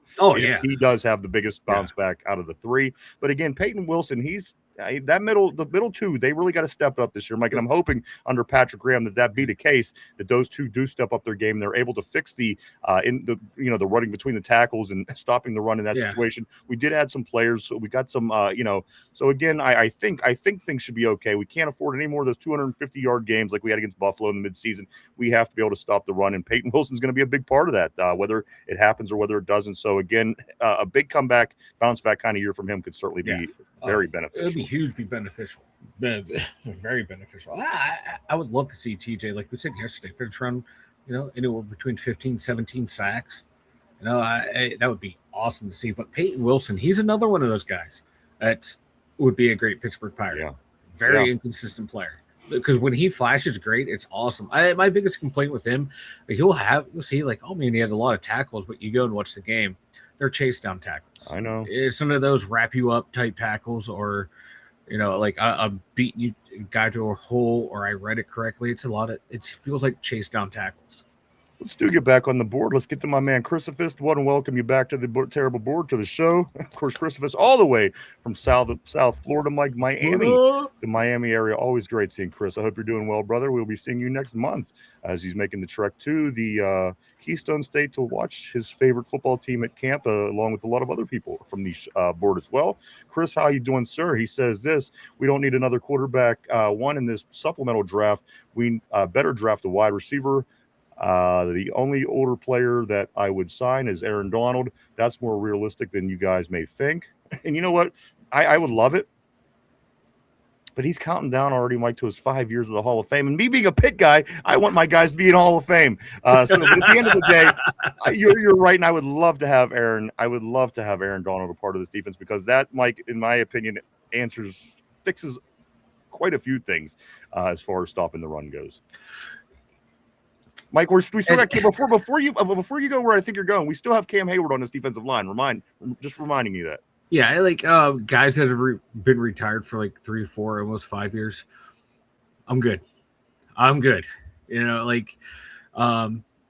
He's still in great shape, but is he in football shape? Is Cam Hayward in football shape? I don't know, Mike. He's 40 years old. He just got All-Pro last year, baby. He just got All-Pro. Like, he was the highest rated. According to PFF, Cam Hayward had the best season amongst all the Pittsburgh Steelers. Don't make me defend Cam Hayward. I'm not. Let's move forward. Always great hearing from you, Chris. Captain Kickball. Captain Kickball. We're going to go and watch kickball. Watch a 40-year-old man kick a ball around. A kickball around is what he's shooting for with this charity. I got breaking news. Vanilla Thunder is down there now He's down there at the point building a kickball field. He wants to see Cam Hayward launch one into the Monongah Gala. Nothing more exciting than watching Britt Baker kick a fucking kickball around. It just seems it's so retarded. Watch Britt Baker kick you in the balls. I'd kick you in the balls right now. Drag my balls across your fucking Tyrone. He says, computer. I like that too, Yinzer Joe. Let's continue down the board. Cody says this. Put JPJ Bernard in training camp for easy work. Damn. Let's go here to Tyrone. Ty says, calm down, Cody, LOL. I do like Bernard. Has good DB comp, but to get him ready for week 1, I couldn't agree more. Guys, this is looking like a good team. I hope it all kind of works together to make that happen. Let's continue down here to Dude. My man, always great seeing Dude. Says Roman was a result of coaching, game calling, and that's it. And again, I'm just waiting to see what the differences are, dude. I mean, you could be 100% right. I'm not saying you're not. I'm just saying I can't wait to watch this play out with Roman Wilson. Do they get him involved? Does he eventually pick up momentum? His game pick up? We don't know. We don't know, but that's that's a good possibility, dude, for sure. Tortilla Jackson, my man, says this. I just bought a JPJ jersey and they sent me a traffic cone. Vegas responds by saying, raise the cone, baby. Raise the cone. Damn. Cody you know what? Like for Tyrone's well-being, the Steelers better extend JPJ soon. They're going to. We're gonna have to take his shoelaces away and shit. Worried about my guy. Yeah, no blankets and pillows for you. Let's continue to go down right here. Vegas. Cody says if Aaron throws to Roman Wilson, JPJ going to get his second TD score on him. Let's go down here to Ty. Ty says this. Here we go. Ty, yes, second. When was the first? Tortilla says 1777. Tortilla says Rashard Mendenhall can score on JPJ. Damn. Tyrone says no, he will just fumble. Cody says when they played in college. Ty, what's Tater got going on? Porter should come to the Niners. I'm just going to step back and let Tyrone do what he's going to do because I don't want to get in the middle of this one. I got to be honest with you. With this Tyrone, he says, Tater, fuck off. He says, Tater, fuck no. The Niners. Come on, Tater. Come on. Let's go here. Let's go to Mark Malone. Mark Malone says, Porter going to Miami. Going to Miami. Tortilla, chill, Tater, one step at a time. Vegas says this. Roman finally got the ball, then fumbled trying to. That is true. You're 100% true, Vegas. And you know what? Unfortunately, that's going to be the only thing we remember as we have this conversation. And you start to say, "Well, what has Roman done?" And then you go back in your mind and you think, "Well, he did fumble that ball, but you know what? There was a lot of times he caught, nice possession passes, nice possession catches. It's only been a handful, but I think certainly like the percentage of passes that he caught is, it's good. He caught everything that was thrown to him. It wasn't a lot. But when it was thrown, he caught it. And that fumble, of course, will be the one thing that will stick out in our heads, unfortunately. But he doesn't miss passes. He doesn't. No, I don't remember drop passes. There's nothing jumping off the page at you that you're saying, Roman, that just doesn't exist right now. I don't see it. Let's continue down here. Let's go to Tyrone. Mark never fails. He just waits till JPJ's name comes up, and that's why Big G put you in the Matrix. Laugh my fucking ass off. Mark Malone, he lurks in the shadows. He lurks in the shadows, yes. Let's continue on. Let's go here to Vegas, who is the third best Steeler quarterback ever. I think by numbers, it's Cordell. I think Cordell's best by numbers, the third best quarterback, if I'm not mistaken. I think Mike was actually looking into it. I think it all depends like what numbers you're looking at. 8 yards, like any other normal person. I don't know, touchdowns. But okay, look up number, look up the yards. I think it's Ben, I think it's Terry Bradshaw, and then I think that it is Cordell by statistics at least. Neil O'Donnell I think is up there, but not ahead of Cordell. Cordell has him on yardage. Yeah. Cordell, then Neil, then Bubby. And Bubby's 5, that's right.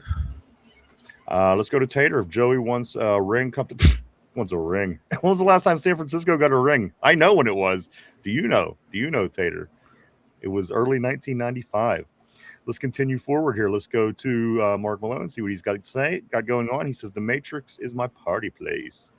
Tyrone says A-Rod. Let's go here to Ty again. Ty, he says Tater, he is a Steeler for life. JPJ versus the world, Tortilla is saying. And Ty says Tortilla 100 on that. Dude says we have to go through the unknown. Eventually, quarterback-wise, sooner the better. Let's go to Codeman. Cody says this, when JPJ plays zone, he's going to look at DK, nah, Pittman, nah, Bernard, yeah. That's my bitch, he says. Let's go here to Tortilla. Tortilla says trade JPJ for to Portugal for Ronaldo. He's suggesting trading for Ronaldo. Ronaldo did nothing yesterday. Just going to throw that out there, guys. We'll trade him to Argentina for Messi, who at least scored. I was going to say, how's Messi doing? The GOAT just scored a hat trick. That's all. RB says, Mike, you're not wrong, but it's Iowa. They throw the ball 13 times a game of that. And on top of that, college coaches make mistakes all the time, using an example locally. Just said he was just a returner in college. Cody says, my phone's always on drugs. RB says, Willie Parker was horribly underused in college off of bad scheme figure, right?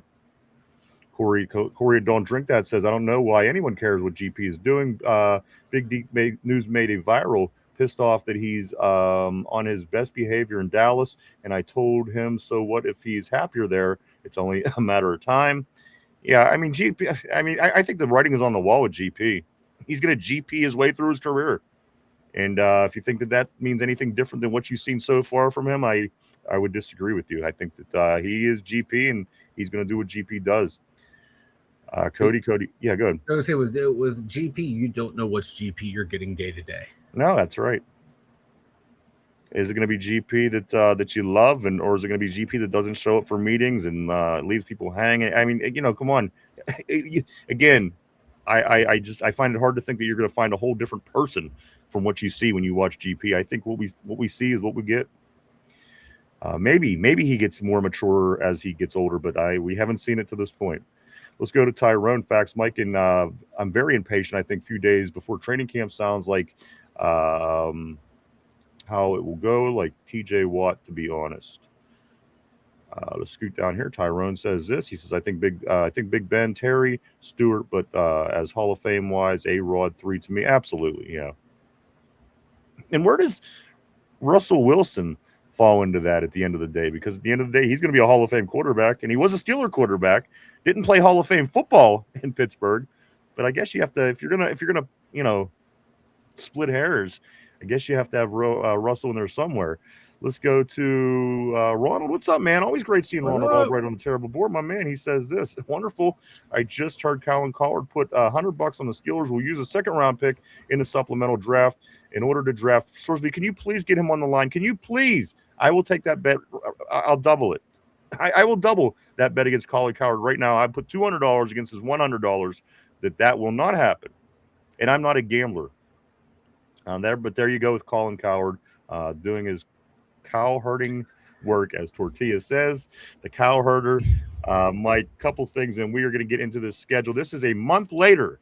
We're going to do something today. We're going to go through the schedule the Steelers have game by game. It was released roughly about a month ago, and we're going to look at it with a month separated from initially seeing it to see if we had any changes. I do know right off the top I had us at 12-5 going through the schedule when it was released. We're going to walk through it and see if anything has changed in your mind. Maybe you feel a little bit more optimistic this month. Maybe you feel not as good for whatever reason, but we are going to get into that here real soon after we do talk about this, Mike. Analyst Ryan Wilson. Did you see this one, guys? Analyst Ryan Wilson says this, Mike, he sees 11-6 as the Steelers' best case scenario, but he also says he could see an 8-0 start if the Steelers do come out red hot. An 8-0 start. 8-0 start, Mike. He's saying 11-6 best case scenario. But then he's saying 8-0. So basically what he's saying, 3-6 down the stretch. And I think once we get into the schedule, we're going to understand what it is he's talking about, because the stretch is difficult. Mike, we will certainly base our opinions once we see it. But what he's saying is this. He says he can see the Steelers go to 11-6, best case scenario, including an 8-0 start if they are red hot. Oh, my goodness. That's I don't see this team starting 8-0 and then finishing 3-6 at all. I don't. I think we're gonna go 11-6, but I don't see it that way. I think there's gonna be a lot of like win loss, win loss, win loss, win loss loss win, shit like that. Yeah. I mean, we're going to get that in just a second. We're going to go through them game by game, Mike. And again, 8-0. 8-0. I would love to see it, but you remember when we were 11-0, how things kind of fell apart really fast just a few years back. And I would hope that wouldn't be the case. But once you get, like I said, you get that confidence. And maybe sometimes you just show up and you're like, oh, we're the Steelers. So, sometimes you don't give everything that you have. They're going to, go ahead. I was going to say that 11-0, I was it last week or a week before, or 2 weeks ago, there's clips of Eric Ebron because he was a part of that team and he was on a podcast. They were talking about that. And he was like, someone asked him, like, what the hell happened that year? And he was like, yeah, Ben called a meeting with all the guys and said, everyone off offense goes, boys, I can't play under center. And I forget what happened to him. He's like, I can't play under center. We're doing everything from shotgun. And Ebron was like, yeah, we all just kind of looked at each other and knew like it's going to be a long second half of the season because the defenses are going to know, we just all come down and play 11 guys in the box because if they're going to hand off, it's going to be out of the shotgun. They're going to pass it. It ain't going to be that, they're going to be quick hitters and shit like that. So they kind of knew on offense that like their season was kind of fucked if Ben couldn't go under center. Think about Ben, even though he was, again, just a shell of his former self there at the end of his career, there was that season at the end of the career, Mike, where he led the league in passing yards. 2 years prior, he had 5,100 yards. So, again, at the end of the day, people say his elbow blew up. People say he wasn't good for X amount of years out before he retired. It was just a couple of seasons because, again, that elbow. So, do what you want with it. He had over 5,100 yards just prior to him retiring. He was. All right, guys, time to get into it. Let's get to the Steelers schedule. This is a month later. We're going to take a look at it, see how we feel now that we're a month into having the schedule revealed to us for the Steelers in the 2026 season. Let me grab Vegas real quick before we do start. Vegas says this. He says the Golden Knights announced their 5th head coach for year number 10 next season. Now, hey, at least they're trying. Again, you don't want to see that many coaches, but at the end of the day, it's not like they're switching these coaches because they stink, like the Browns would do. They're just constantly switching quarterbacks. It's because they're competitive. So again, I don't hate that. At the end of the day, Vegas, you could kind of look at it as a good thing. Let's go to Ronald. Come on, people. An 8-0 start as Animal House. Dean Wormer said, "Fat, drunk, and stupid is no way to go through life." Excuse me, guys. Let's do Mike. Mike, you take this personal. I take this personal. Like I am living fat, drunk, and stupid. It's gotten me mildly successful. I wasn't gonna throw the stupid on you, but you took that one on yourself. Dumb. Okay. All right. Let's get at it, guys. This is the Steelers schedule. Mike, they start their preseason. We're not even going to talk too much about it, but they do play the Packers at home. They do play the Jets at home, and they do play the Buffalo Bills on the road. That is our preseason schedule. And again, this is more than likely who Drew Aller and Will Howard are going to be up against, guys, albeit I don't even want to say third, fourth string guys that aren't going to be on the team, Mike, because, again, I think they get a very, very relevant playing time. As a matter of fact, I'm going to say about 90% of the snaps, depending on what you think is going to go down with Mason Rudolph. And I do want to say this, Mike, Jerry Dulac doubles down on the Steelers keeping 4 quarterbacks. So at the end of the day, there's going to be 4 at least at camp. We can safely say this. So again, at the end of the day, Mike, the 2 young men, they're going to be facing the Packers at home, the Jets at home, and the Bills on the road. Any thoughts on that before we do get into this? Yeah, I think we'll see probably Mason Rudolph in those games play a mix of Aaron and Mason playing the first quarter, because you want to get some of those younger guys that might be cycling in with the vets, playing time with the established veterans for a little bit to see how they click and how they work. But then after that, I think you're right. From third, fourth quarter, or from second quarter on, you're going to see Will Howard and Drew Aller a ton. And I do want to say this, Mike, this is your hint. Right now, it's not exactly halftime, but I do want to say the question of the day will be regarding the Steelers' schedule. So keep that in mind as we do get into this, guys. Let's start this schedule off.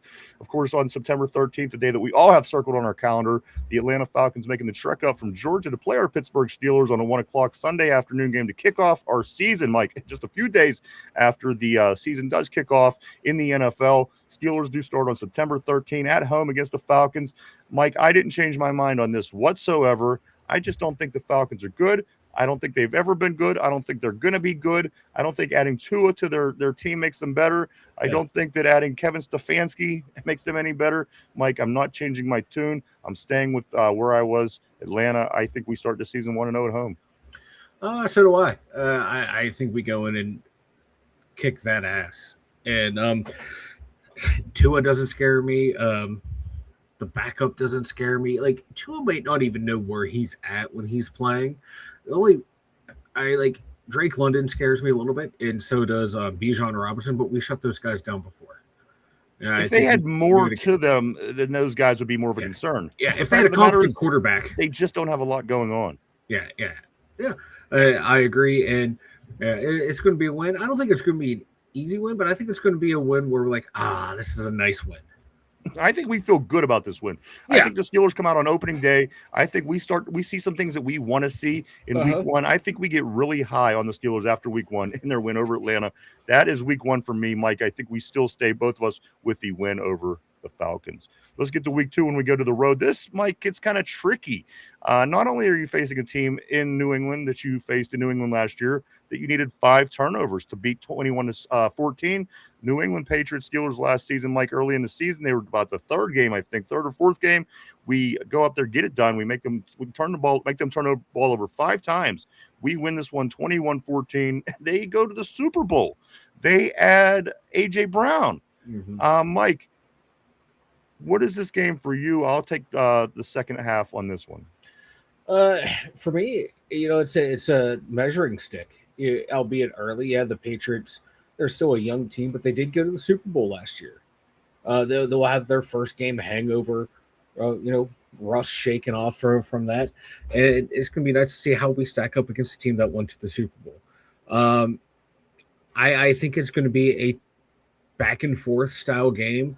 And I think this one, the Patriots do sneak out with a win, but I think we're going to come out of this game being like, yeah, we can hang with the team that went to the Super Bowl last year, so we should be able to hang with anyone. I think it's going to be a tight game, but unfortunately, the Patriots pull it out. I changed my answer. I had New England winning last month, and we initially looked at the schedule. I have Pittsburgh. Starting off 2-0. I have them going to New England and making a statement in this particular game. Like, as you were saying, I mean, it's almost a litmus test game to see where we stand. I think we win it.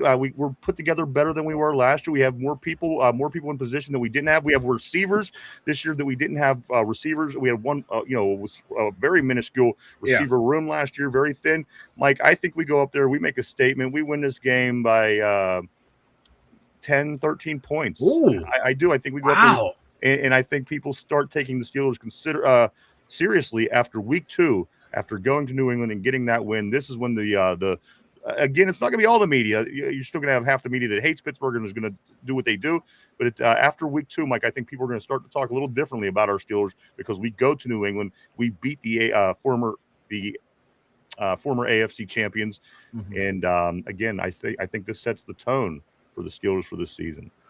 Wow, that's out on the limb right there for the score that you gave me. Like, if you're going to say like a 3-point game, like, I was there with you, but 13-point, I'll take it, brother. I'll take it. I just have a feeling it's going to be one of those back and forth type things. If it was at home, I probably would pick Pittsburgh, but being on the road, you think, you know how it is in New England. Yes, Belichick's gone, but the sneaky shit still happens up there.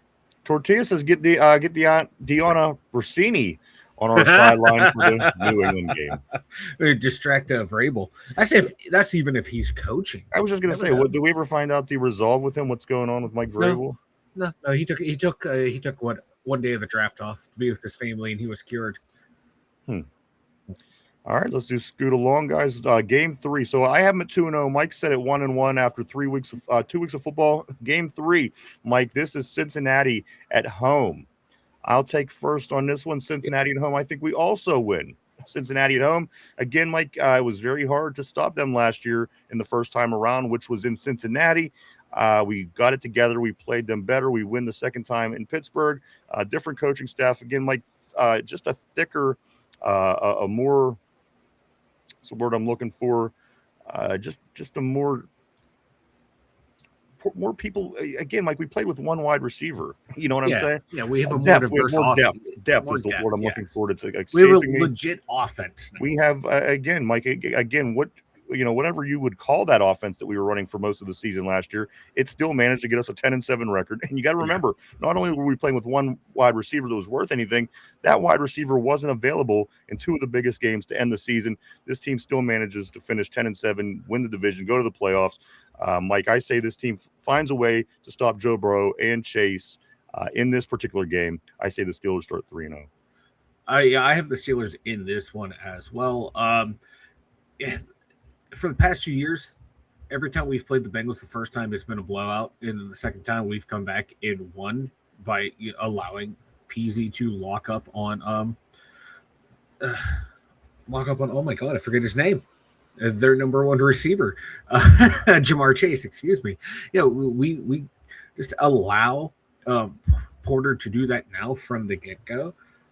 And I think we win this one, and I think it's going to be a ugly affair for the Bengals. I think the Bengals are going to get their ass beat this game. They think that they're hot shit, and the Steelers are just going to put them in their place. I don't think they're going to get anything done offensively or defensively. I think Game 3 is where the Steelers' offense and defenses start to come to life.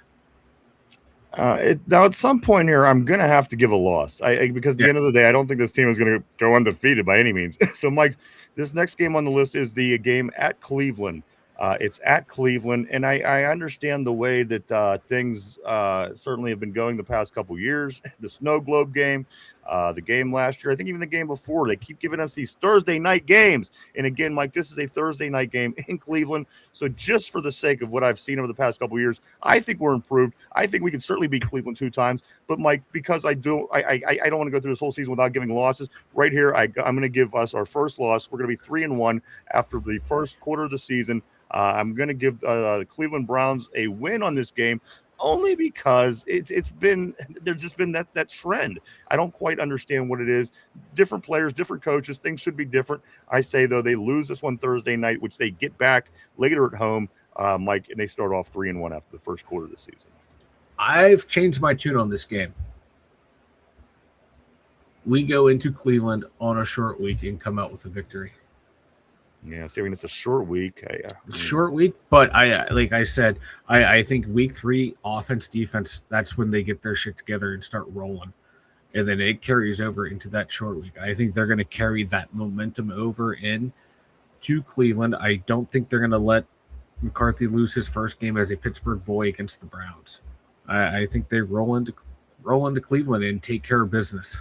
I mean, I hope you're right. I hope you're right, but I do have them losing, Mike. 3-1 is where I'm at right now, and I also believe 3-1 is where you sit as we speak. So let's get into the 5th game of the year, Mike. This one is going to be on the 11th. So I believe, so we have extra time to prepare for the Colts. The Colts, for whatever reason, they were giving us the fits, giving us difficult games a few years back. I mean, we weren't really playing great football. I get that, Mike. At the end of the day, we're playing this game here. Our record against the Colts historically is really, really good. I got to think that after having the extra week and a half to prepare for Indianapolis, this coaching staff and these players, they put enough together to beat the Colts. I say we're 4-1 after 5 games. Yeah, I have the Steelers winning this one too. We handled them last year when they were riding high, the media darlings of the NFL. And we made Daniel Jones look like Daniel Jones. And I don't know who their quarterback is right now because I don't know if Daniel Jones is back to playing it. If he is, he's not going to be 100%. So I have the Steelers winning this one. I think their running game can give us a serious a threat. It's going to be a good test for our run game, is this Colts game. Like for our defense, if they can hold up against the run, because their running back is a beast. Jonathan Taylor is one of the better backs in the league. Their line's pretty good as well. It's going to be a test, but I think we come out and win this one. I do too. I do too.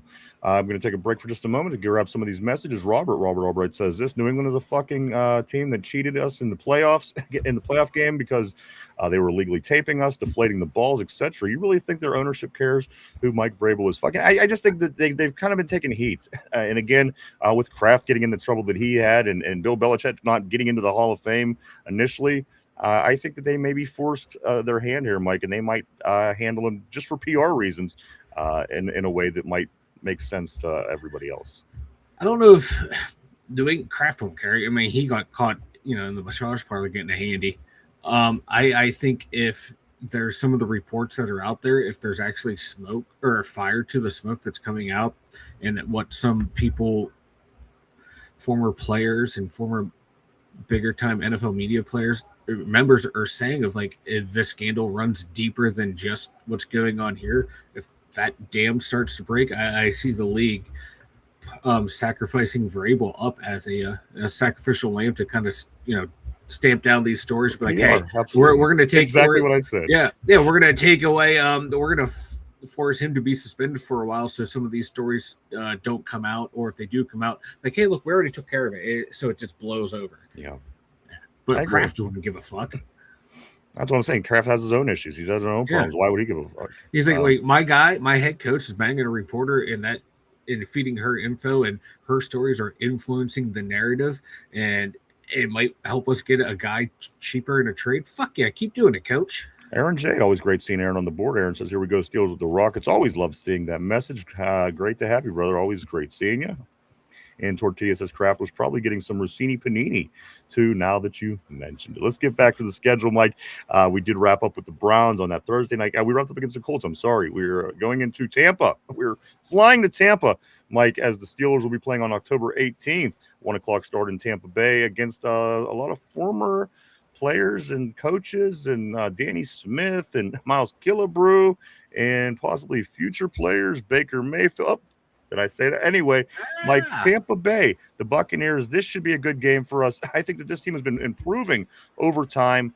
I truly do. I've seen them in drafts continue to work on this defense, continue to work on the defense. They're building a nice, hardcore, hard-nosed defense, Mike. I think this game is a game that we lose, not because I think they're better than we are. Mm-hmm. I think that we go down and kind of fall into this game, and their defense is good enough to stop us this particular day. Mike, I'm going to give Tampa Bay a win over Pittsburgh. And that's my pick for the week. Yeah, I have Tampa in the win. We're going to have to wear our black jerseys. It's probably going to be hot, humid, and muggy down there. They lost Mike Evans, but they still have some really good receivers in Godwin and in Buka is down there. I think they're going to win this one. They got things going for them. And Mike, and I got to be honest with you, even though the Saints are playing better and the Panthers are playing better as we've seen last year, I still think Tampa Bay is the best team in that division and ends out winning that division at the end of the day because they do have a strong defense. You do have a Baker Mayfield. You do have some offensive players. As you said, Mike, you don't have all the offensive players that you once had, but I think that this team is good enough to win that division. Yeah. I say ultimately we lose to this team, not because they're better than us, but just by the ebbs and flows of the season. Yeah. I think that they will end out edging us out of this one. Yeah, and this is another game where Bucky Irving, their running back, he's another good back in the league. So 2 weeks, we're going to see how well this run defense is. But I don't think it's going to be a blowout. It may be a 10-point loss, but not seen as a blowout. Right. It might be one of those. They have a 3-point lead. They get the ball last. They get the touchdown. And like, fuck, there goes our hopes and dreams of getting the comeback on them. But another competitive game, but I think a loss. If your hopes and dreams, Mike, I was going to go with the line from Napoleon Dynamite, but it totally escaped me. If you vote for me, your hopes and dreams will all come true. Let's go right here. Let's go to Christine. I always like to say what's up to Christine. Great seeing you on the board. She says, hey, everyone, Ryan and Mike, always great seeing Christine. And she follows it up by saying, we absolutely will lose that game to Tampa because Baker Mayfield is so unlucky for me. I think Baker certainly, we're going to be talking about that name a lot this year. No matter what you think, I think this name will come up. I do want to say what's up to Daniel. Great seeing Daniel on the board. Welcome to the show. Daniel says hi from Tampa, Florida. Popped in just at the right time as we were talking about the Bucs. He says originally from Homestead. Man, that's awesome. No shit, man. Welcome to the show. Yeah, I got family down a ways. Welcome to the terrible board, Daniel. Great to have you. Glad that you're here. Let's get back at it, Mike. This next game against the Saints in New Orleans is a 9:30 game. This is the France game. Mike, we do play the Saints in France on the 25th, getting close to Halloween there, Mike. I don't think this is a game for the Steelers. I don't care about Shuck. I don't care about the strong second half of the season. Mike, I do think that we go to France. We beat the pants off the Saints. That's how I feel. Yeah, I'm right there with you. We had the travel game last year. The majority of this roster knows how to deal with that shit. That Saints team's not that good. I'm sorry, Shuck is not that good. Mike, in this, again, we talk about the AFC South and the NFC South. Being fortunate that we do have a schedule that has these two divisions, these are games we have to take advantage of. If you lose games like to the Saints and teams like this is where you lose that advantage of having those teams on your schedule. You got to beat your Saints. You got to beat your Panthers. You got to beat the teams, the Tennessee Titans, that you're supposed to beat from those South divisions if you want to, in fact, have a successful season. These are the games that we have to win. They're not the biggest games. They're not the toughest games. They're not the highest profile games. But at the end of the day, if you want to do anything, you have to win against your Saints. You have to win against your Jaguars. I mean, the Jaguars are better. I'll get to them in a moment. You have to win against Tennessee. You have to win against the Carolinas. And again, I see Corey message. I'll get you 1 second on that. But Mike, these are the games that you have to win if you're going to have a successful season as the Steelers. Otherwise, you're going to have a lot of questions, and you're going to be saying, "Oh, okay, how are we going to win games in January against a team that has a defense like Houston when we can't stand up against a team like New Orleans?" Mike, I think we've improved enough over this offseason. I think we go to France and we beat the pants off the New Orleans Saints. Me too. I am not a big fan of Shuck. People want to say, "Oh, look at the numbers he had." 10 touchdowns, 6 interceptions, 9 interceptions, shit like that. He's not a good quarterback. Literally, if you get inside pressure on him, he scrambles out of the pocket and will make some of the worst throws you have ever seen in. Losing Mike here. A little audio. Not sure what's going on with Mike's audio. I'll continue forward here a little bit. Let me grab Corey here while Mike works on that. Corey says this: I think Carolina wins the division. For some reason, Tampa feels too obvious. They're going to be the one division upset in both conferences. Here's my problem with that, Corey. I think that last year was that year. Because again, Carolina jumped up there. They ran the top of that division most of the year. Also, the Saints coming along at the end of the year would give you a little bit of indication that possibly they could be the team that's going to do exactly what you're saying. So for those reasons, I think that Tampa Bay does what you expect them to do, as you were saying, kind of, feeling too obvious. I think that Tampa Bay ends out winning the division this year and maybe beyond. Maybe the Saints, as Shuck starts to improve, continues to improve, gets a little bit better. Maybe you start to see them winning more as we move along, and then Carolina as well. Mike, this year I'm going to say Tampa Bay in this one because again I think they are the best team in that division. So I think last year was their oddball year. Again, Carolina led that division along a lot of the season. So this year, Tampa Bay is my team. Mike, is your audio any better? Am I back? There you go. Okay, I don't know what happened there. I'm just not a fan of the Saints. I don't think they're that good. It is Tampa Bay's division. Carolina, it all depends on which Bryce Young's going to show up.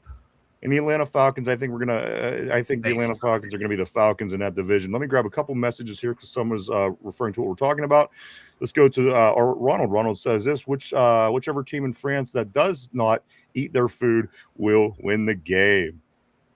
Also, let's go to Sommer. Sommer says Saints offense is looking nasty. You're right, but the defense is a wet paper bag, man. But I'm sorry, their quarterback is a huge question mark. Absolutely. And in his second year, and I think that we all see, he came out and made some waves as the season went on. But again, I still think it's too early for him. This is Tampa Bay's year in that division. Tortilla dang, Rooney didn't like what Mike was saying, so he shut him down. Rooney never likes what I have to say. Let's get Mike to this next game. Again, where are we, Saints? Let's get to the Browns. This one's in Pittsburgh. Mike, I say the Pittsburgh Steelers win this one because I gave the Browns the Thursday night game in Cleveland. Again, just because that seems to be the way that it is going. I don't know if there's going to be rhyme. I don't know if there's going to be reason. I don't even know if the Browns are going to be anywhere as nearly as good as they were. And again, when they finished 5 wins, that defense, Mike, losing your defensive coordinator, losing your Myles Garrett, Mike, I say we get this win in Pittsburgh as we have for like 25 straight years or whatever it is. Pittsburgh wins against Cleveland in Pittsburgh. We come back from France conquering heroes and we just lay about the ass to the Cleveland Browns. Let them know that, yes, you may have been off-season champions once again, but remember, we are the division champions. You have not finished above us since 1988, and there's a reason for that. And we go into the bye well rested. All right, let's get back to the division. Staying in the division, actually playing Cleveland at home to playing Cincy on the road. Mike, I say we complete the sweep this year of Cincinnati. I think we win this one in Cincinnati. Again, I feel that we're better than we were. And again, I don't know if Cincinnati, if they really improved. They got Sexy Dexy on the defensive line. Is that going to be enough to change the fortunes of the Bengals in a bad offensive line and other defensive issues? I don't think so, Mike. I think we are going to be a good enough team to beat this team twice in the same season. For the first time in a few seasons, Mike, I have us beating the Cincinnati Bengals as well. So do I. I have us getting the sweep against the Bengals, and I am here for it, baby.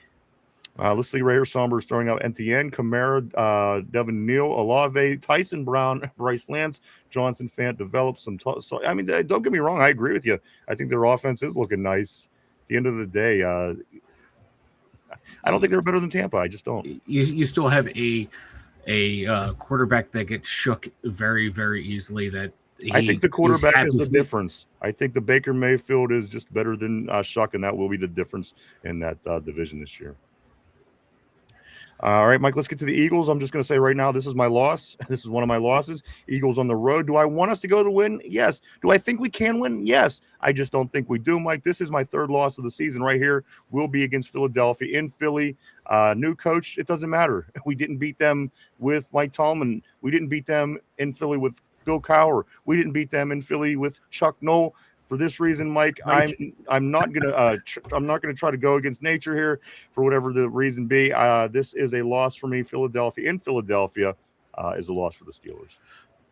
Yeah. Less said about this game, the better. You can just see the Eagles on here, and you're just gonna at Philly. That's a loss, and then move right along. This is one of those games you hope you come out of healthy.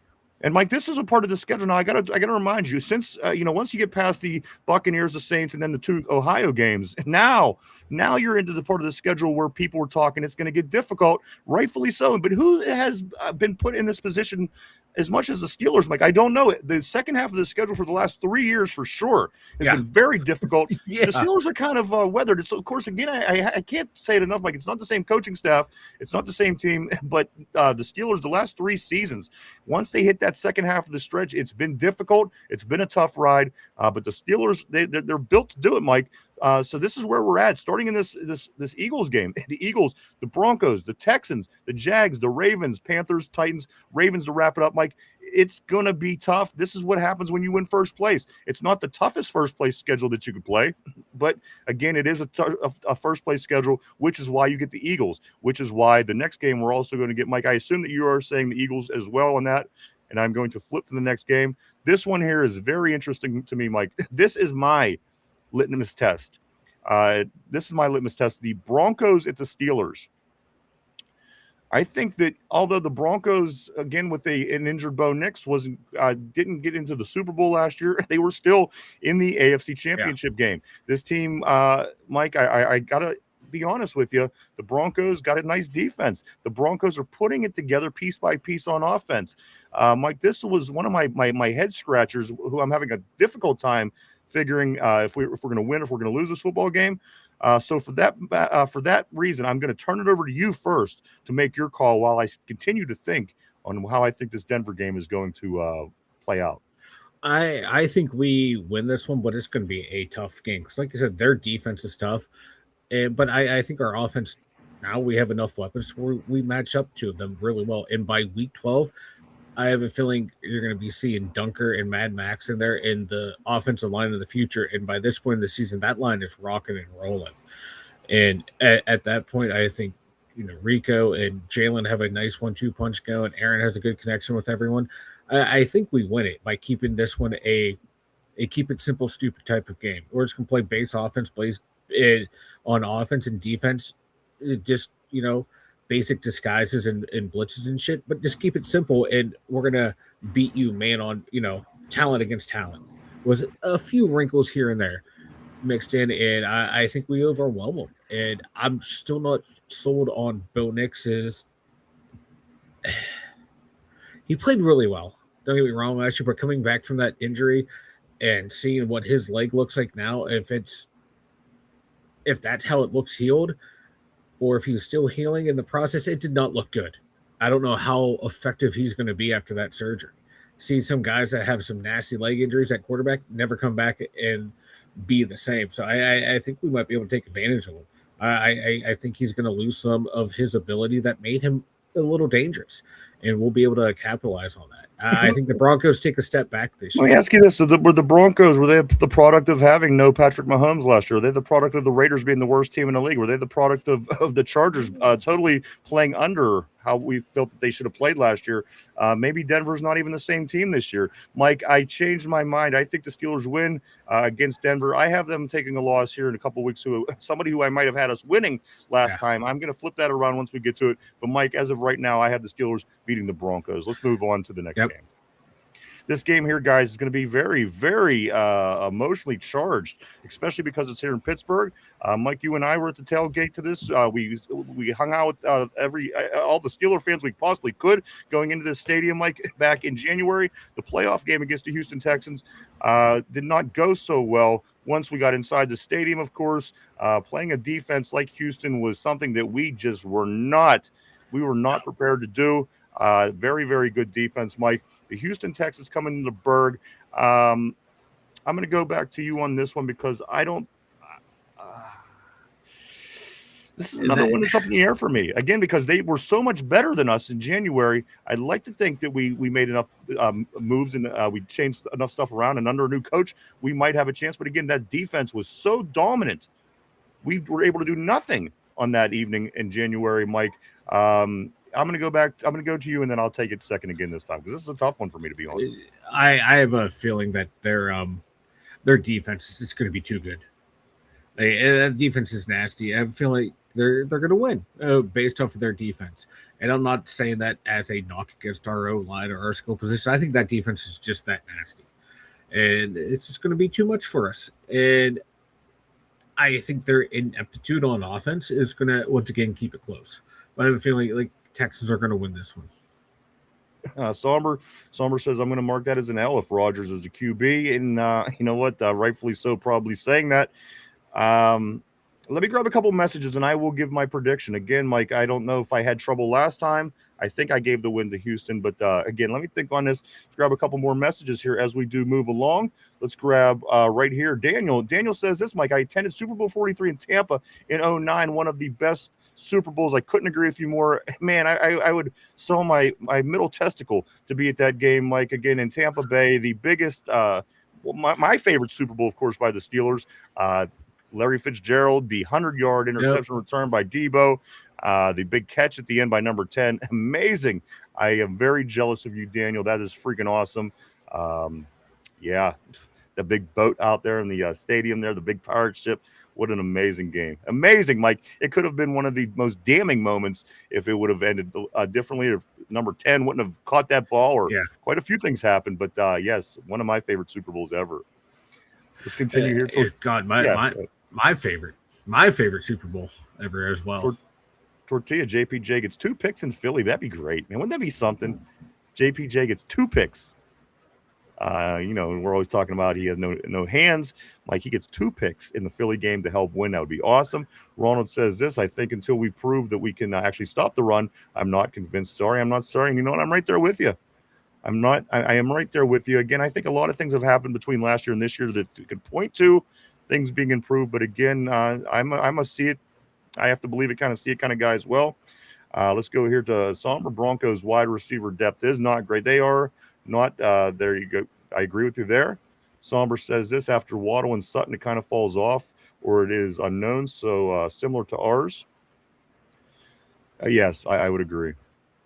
Somber says this, if it's going to be Rodgers, he's giving an L. Tortilla says they can't even they even got their own Calvin Austin. Sommer says he can't move. They'll capitalize on it again. Absolutely. You gotta be impressed with what Houston is doing with that defense down there. Let's go here. Christine says this. She says, my prediction, we will beat Philly and break that record. We will crush Denver, and we will beat the Texans at home revenge game. And you know what, Christine, if you're right, we are all smiling, believe me. And you know what? Those are some of the games that, again, that are going to be because we're a first-place schedule. Getting Denver because we're a first-place schedule. Getting Philly because we're a first-place schedule. So, again, those are some of the tougher games and what we reaping what we sow. So, again, let's see what we got. Daniel says, sat on the 20-yard line, visitor side, 20 seats up in the field. That's freaking awesome, dude. Only paid $2,500. That's not even that bad. Christine finally coming around. Tyrone says, Tater. San Fran looks stacked. Super. Yeah. You're getting closer, Tater. You are getting closer. I give you that. Christine says, we will sweep the Ravens and go 1-1 with Cincy and the Browns. I actually have a little bit somewhat similar scenario to you. What you're saying here as we move along, Tyrone, we're sweeping the Browns this year. Tallman games are over. Tortilla says this. Tater chose the most injured sports team in the world. Tater has a very interesting way of choosing teams. I do agree. Yeah, he does.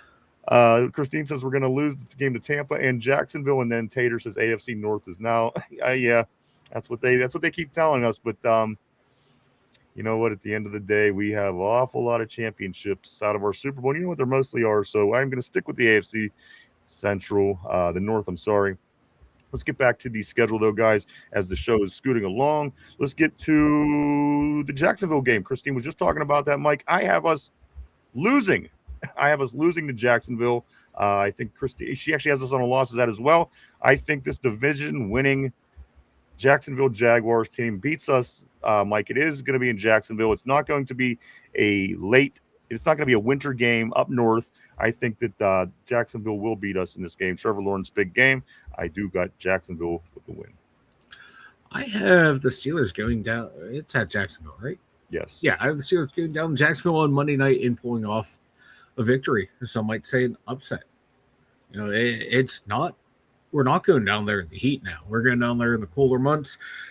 I think we go down there and win. I'm not a big fan of Trevor Lawrence. I think he has moments of where you look like, oh, this is why people are talking about him as potential generational talent. Then there's other moments like, well, is this guy ever going to figure it out consistently? So I think we go down there and pull off the upset, man. And as far as Tater goes, the only team in the AFC Central that's North, I'm sorry, that's giving me that vibe is the Browns. They're the only team that really stinks. The other team, he just posted the Browns record prediction. There we go. Browns 5-12, Mike, between Joe Burrow and again, if he's healthy all season, I think he's going to get his share of wins. I think that the Ravens are going to get credit from the analysts, but at the end of the day, they're not going to be that good. But I think the Steelers are going to do just fine. So again, I think the weakest link in the AFC North would be the Cleveland Browns. I think what they don't do as good as they did last year. That big 5 wins was certainly it was a spike for me. Let's continue right here to Christine. I like Trevor. I like he's tough. I do too. I always like Trevor Lawrence. I liked him since college. Daniel says, what part of Pittsburgh are you two from? And Tortilla says the Browns and the 49ers IR will both combine for 8 wins. On the west side of Pittsburgh. We are on the western side of Pittsburgh. Let's continue to Daniel. Let's continue back to the schedule, Mike. I got 4 games, and guess what? I'm not even going to take the time to beat around the bush, Mike. I say we win these last 4 games: Baltimore, Carolina, Tennessee, Baltimore. Mike, we win all 4 of those games to finish out strong to head into the playoffs. Call me crazy if you will. I think I'm not sure if Christine said that we beat them both times, but I'm going to say we beat the Baltimore Ravens both times this year. I just don't think they're that good of a football team. And again, we win 10 of the last 12, 10 of the last 11 non-playoff games against them. I say Baltimore, we get 2 wins against them. I say we beat Tennessee in Tennessee and Carolina at home. Mike, I know I'm jumping the gun a little bit here, but this is what I have, and this is going to ultimately put me back at 12-5, which is exactly where I was 1 month ago when the schedules were released. There are a couple games that are switched around, but Mike, I'm still feeling a good, strong 12-5 season by the Steelers this year. I go Ravens loss in that first game against Ravens in Pittsburgh, but then victory over the Panthers, victory at Titans, and then close it out, victory at Baltimore to put a dagger in the heart of the Baltimore Ravens season and slam their Super Bowl window shut. Christine predicting the Ravens going to go 7-10, and I'm not that far off. I just don't feel that the Ravens are that good of a team. Like they're over. They're giving way too much credit. As a matter of fact, Derrick Henry, I think, is the shining part, the shining spark of the Ravens. And again, if you stop Derrick Henry the way that we've been able to stop Derrick Henry, I'm not afraid of Derrick Henry. I'm just not. I don't think Lamar Jackson's going to be good enough to do it, Mike. I agree with what Ben's been saying. I've been saying it for a couple seasons. I think their window's closing. I think now that Lamar is a little bit older and lost his legs in a sense, the guy could still move, but at the end of the day, he doesn't have the legs that he had early in his career. He's going to have to beat you with his arm. So in that case, stop Derrick Henry. Don't let Lamar's arm beat you. I think we beat this team both times. The defense, I don't know if they even improved. That defense was terrible, and giving up your anchor, your center, and your offense, your offensive line, I think was big. Mike, I say we beat these guys both times this year. You know what? It may continue to be 3-point games. I'm not going to say that that's not going to be the case.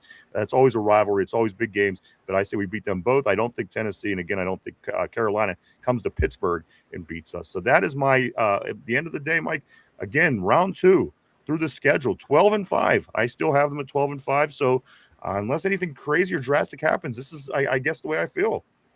Yeah, like I'm right there with you. I think I had maybe 11-6, 12-5 in that range. I'm right there with you right now. I think we're going to be a dark horse of the team. Or a dark horse of the league, excuse me. Yeah, of course. Let's go. You know what I meant to say. I know, but if we wasn't running out, I would continue to have fun with you and call you stupid and call you names. But you know what? This is just where we're at in the show. There you go. Let's go grab a couple more messages here. We're going to be 12. Christine, I'm right there with you, sister. I'm saying 12-5. Let's grab Cody. Cody says now that the defense is elite, Broncos don't depend on Knicks. Not a bad point. They do have a great defense. They got a really strong defense down there in Denver. I do want to say what's up to Kevin Royce. Kevin, I think we've seen you on the board before. Welcome back to the show. Kevin asks this, Mike. Hey, fellas, how do you feel about Howard in the future? And that's a good question. Again, Kevin is saying 13-4, which I do like that. It's better than my record. I do want to say this, guys. I do want to say my thoughts on Howard is this. I need to see more. We didn't see Howard at all last year. He was injured early in camp and didn't get to play in preseason. Of course, didn't play any in the regular season.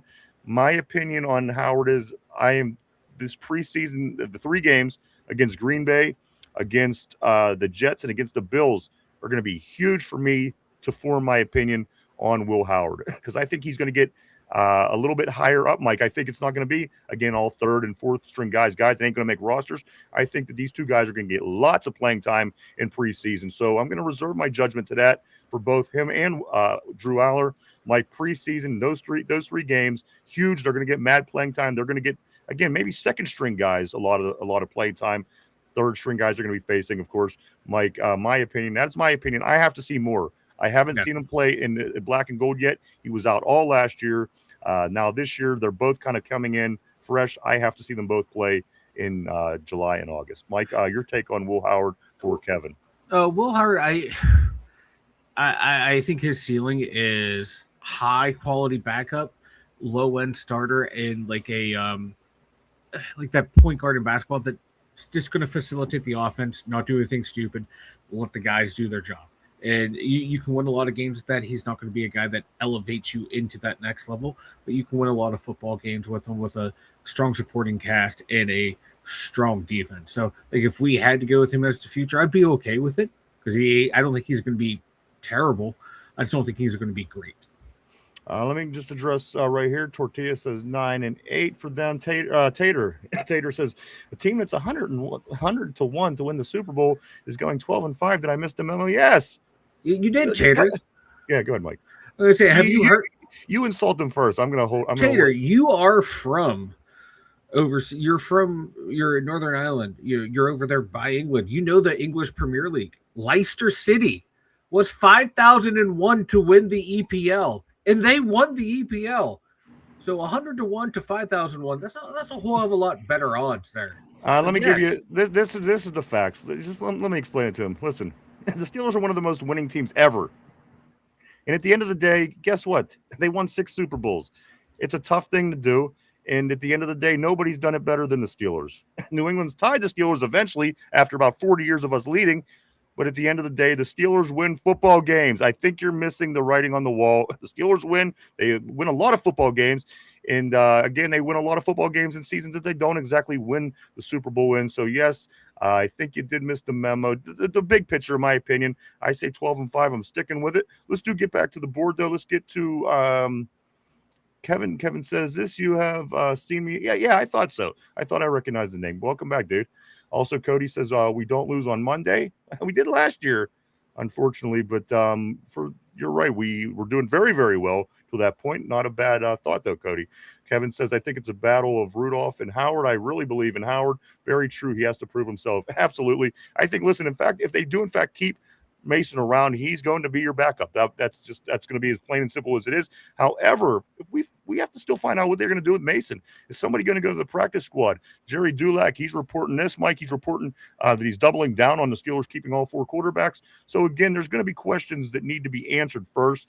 But I think front and foremost, Mason Rudolph is the backup.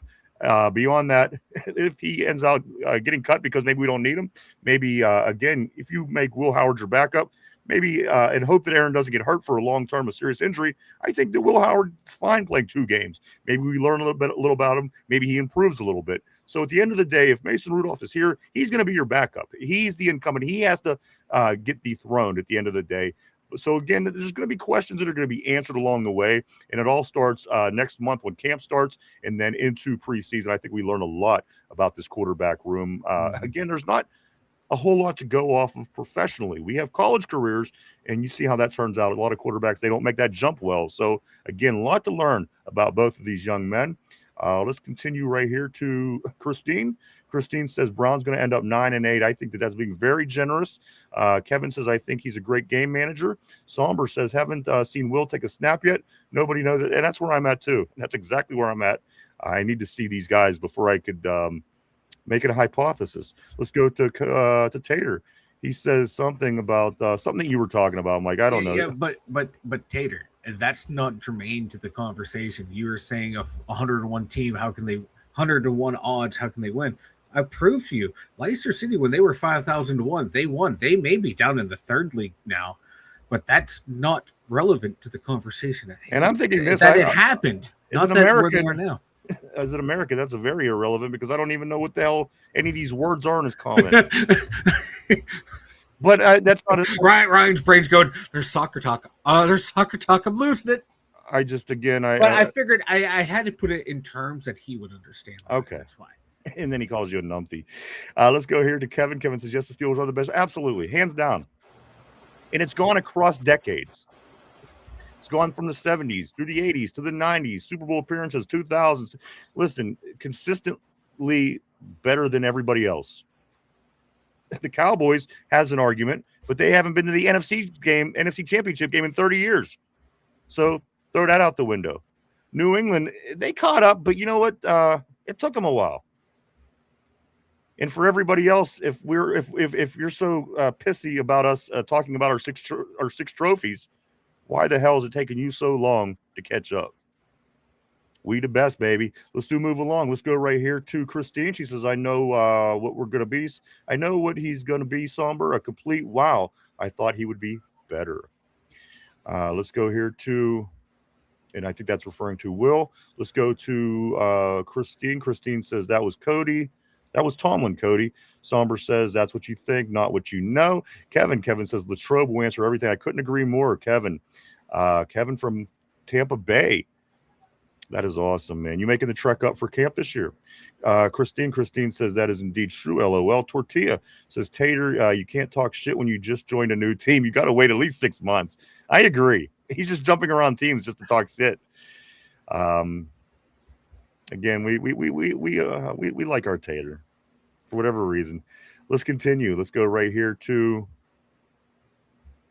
something. Somber says this. He says, just like the experts who say some of these dudes are going to be great and turn out to be nothing at all. Kevin says going to the opener against the Falcons. You did say that, didn't you? I don't retain. I apologize. Let me see. He says going to the opener against the Falcons. Where can I meet you, fellas? I'm coming from Nashville. Okay. You guys tailgate? Yes, we will certainly. Yes, we will definitely be at the tailgate for the Atlanta Falcon game. Correct, Mike? I believe so. Say yes. I believe so. Yes, that is. Okay, there you go. We're going to be there at the tailgate for Atlanta. We'll certainly keep in touch, man. We're right here. Also, many ways to get a hold of us. If you go to our website, you can certainly write us at any time. We'll certainly keep in touch with you and figure that out. But yes, we will be at the tailgate in Atlanta. And finally, Kevin says, would love to meet y'all. You guys are my favorite, my type. You guys are my type of Steeler fans. Thank you for your great podcast. We appreciate you, Kevin, as well, my friend. Thank you so much. That means a lot to us. Mike, why don't you mean a lot to me and tell everybody about the website? The 2dumyinzers.com. Check it out, everyone. There's articles over there. There's also some random thoughts from Vanilla Thunder over there as well that pop up. We got all of our links to all of Ryan and I's social media over there. And if it's your sort of thing, we also have a link to the merch store over there. So check it out at the2dumyinzers.com. Awesome. Yes, sir. Absolutely, my man. It'll be a great time. I can't wait. Again, looking forward to Christophus, obviously, coming up for camp from South Florida. It's going to be a lot of fun. I know Steel Loyal coming up from Carolina. So it'll be very, very interested, man. We'll certainly be tailgating with you. It will be a blast.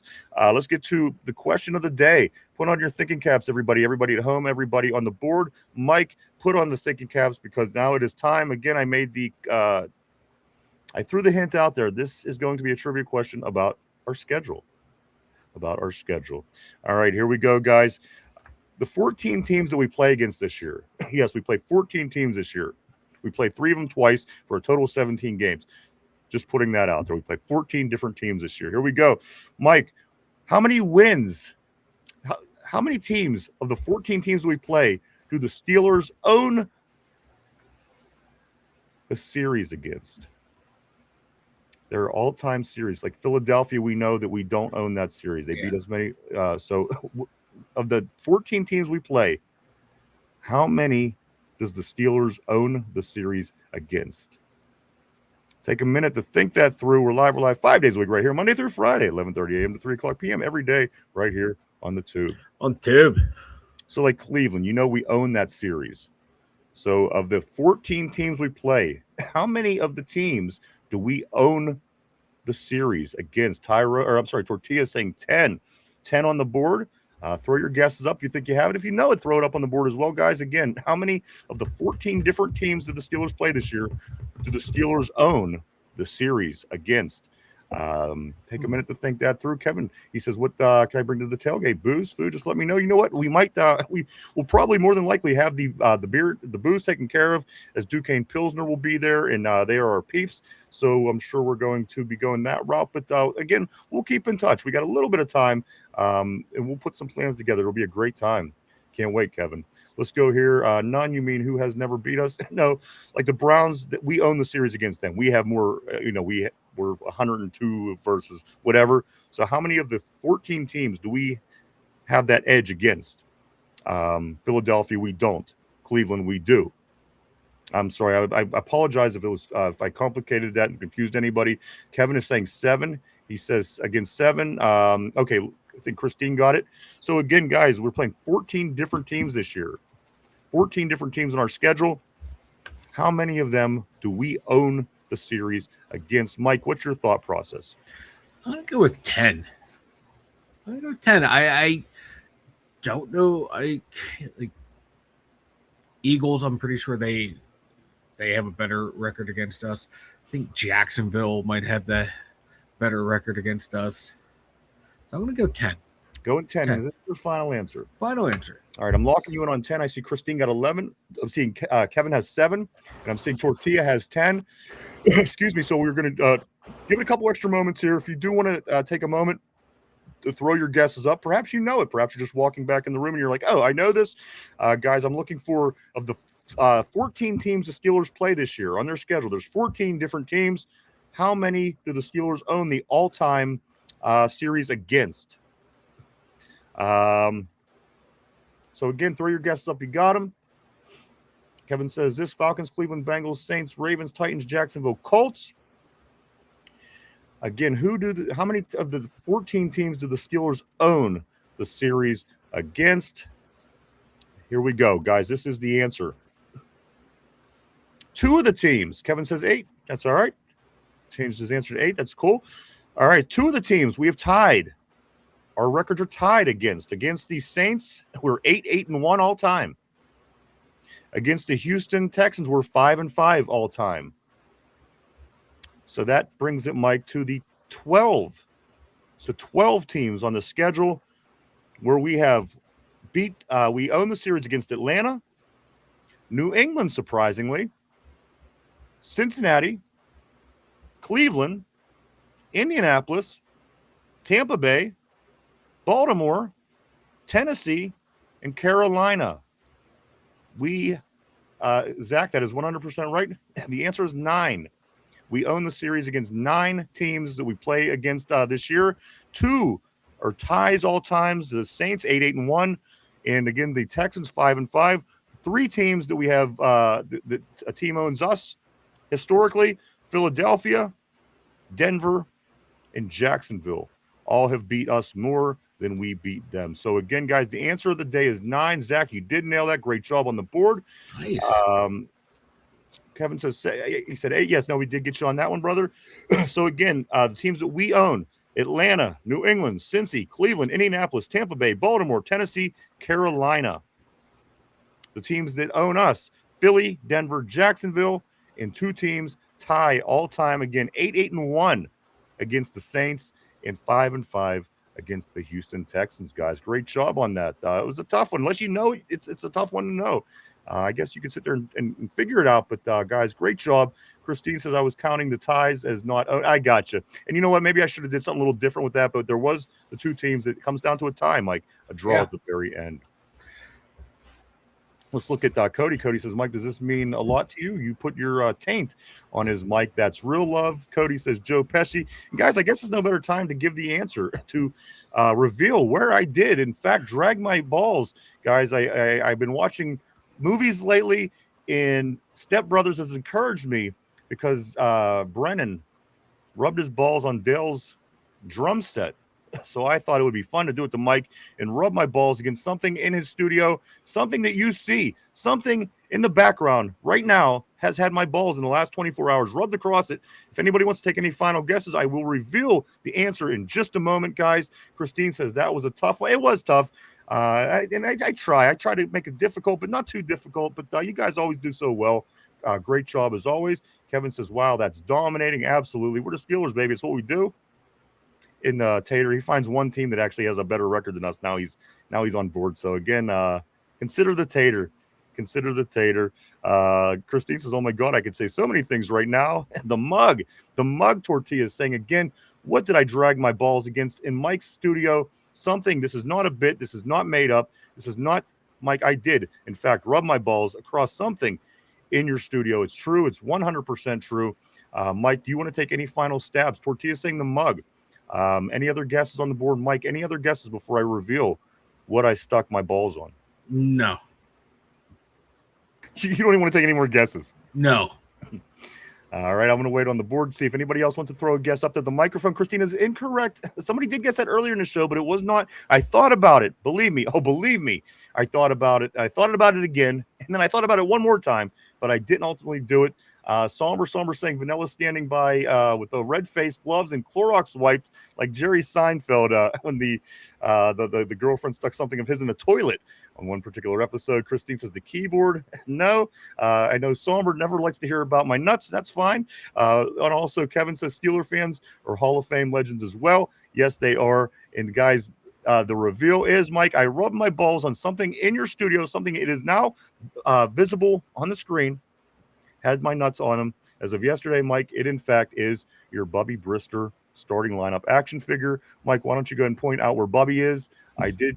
You want to? Why don't you grab it? No, I'm not going to touch him. Bring it closer to the screen. We can't Nope. see it. Nope. I'm good. What if Somber can't see him? Mike, I need Somber to see this. Nope. It's right back there. The Bubby Brister starting lineup action figure. That's actually yours. You gave it to me. But it is in your studio, so I rubbed my balls across it yesterday. Great job, guys.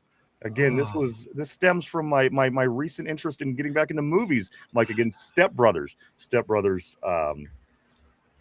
was the ground zero for that. Laughed my ass off the keyboard. Again, I thought about that as well. No Diddy Tortillas got scared. Mike was going to grab. Oh my God, I was hoping more than anything that he was going to grab that Bubby Brister. Somber. Somber says I'd like to see the cheese on it. He says I can see it from there. He says I'd like to ball cheese on it from here. I the ball cheese on it. Like I'd see the ball cheese on it. Oh, I see I don't know. Yeah. Let me go to Christine. She says y'all should do a movie show where you just talk about. I mean, I was thinking about it after watching, getting back into the movies. I thought about it. So perhaps something that we could do in the future, guys, is again, we were passing up. We were going to be at season 10 before you know, Mike, episode 1000. We are on 986 today. We'll be right around the corner, guys. Very excited about that. Also, the Steelers just 87 days till they do kick off against the Atlanta Falcons in Pittsburgh to open the season. Very excited. So much stuff is going on. Mike, let's talk about a couple things before we wrap it up for the day. We're unfortunately at that point of the show. I wish we could do this all day, but it's 3:00. Mike, let's get into it. I want to say this, guys, if you were enjoying the show and just enjoying everything going on in this offseason for the Steelers, maybe you're going to want to stop and get yourself some beer. Duquesne Pilsner, guys, now available in 6 and 12 packs at Giant Eagle and wherever cases are sold. I know that whenever I start getting closer to this football season, Mike, I really start to pound them. Duquesne Pilsner, the people there are amazing people. They always support us. We always like to do it back for them. So maybe jump on, and if you're not a big drinker, jump on their social media, hit the follow. I'm sure they will appreciate all that kind of stuff at Duquesne Pilsner. Mike, we always have it on tap in the studio for whatever event comes along, made right here in Western Pennsylvania in Pittsburgh. It says on the can, Mike, grab a Duke. Grab a Duke. Also, while you are liking them and checking them out on social media, swing by and check us out as well, guys. We're all over the place. Check us out on Facebook, X, Instagram, Threads, even TikTok. Swing by and hit the follow button. Keep up with what's going on with the two Dum Yinzers on a day-to-day basis. And finally, if you haven't yet, do hit the like button down below. Hit the like, the sub, the share, the comment, any of it. It all helps us out, guys. We do appreciate it all. Thank you so much. A couple more messages here. Mike Kevin says you guys are the best podcast, period, of Steeler coverage. We appreciate you, Kevin.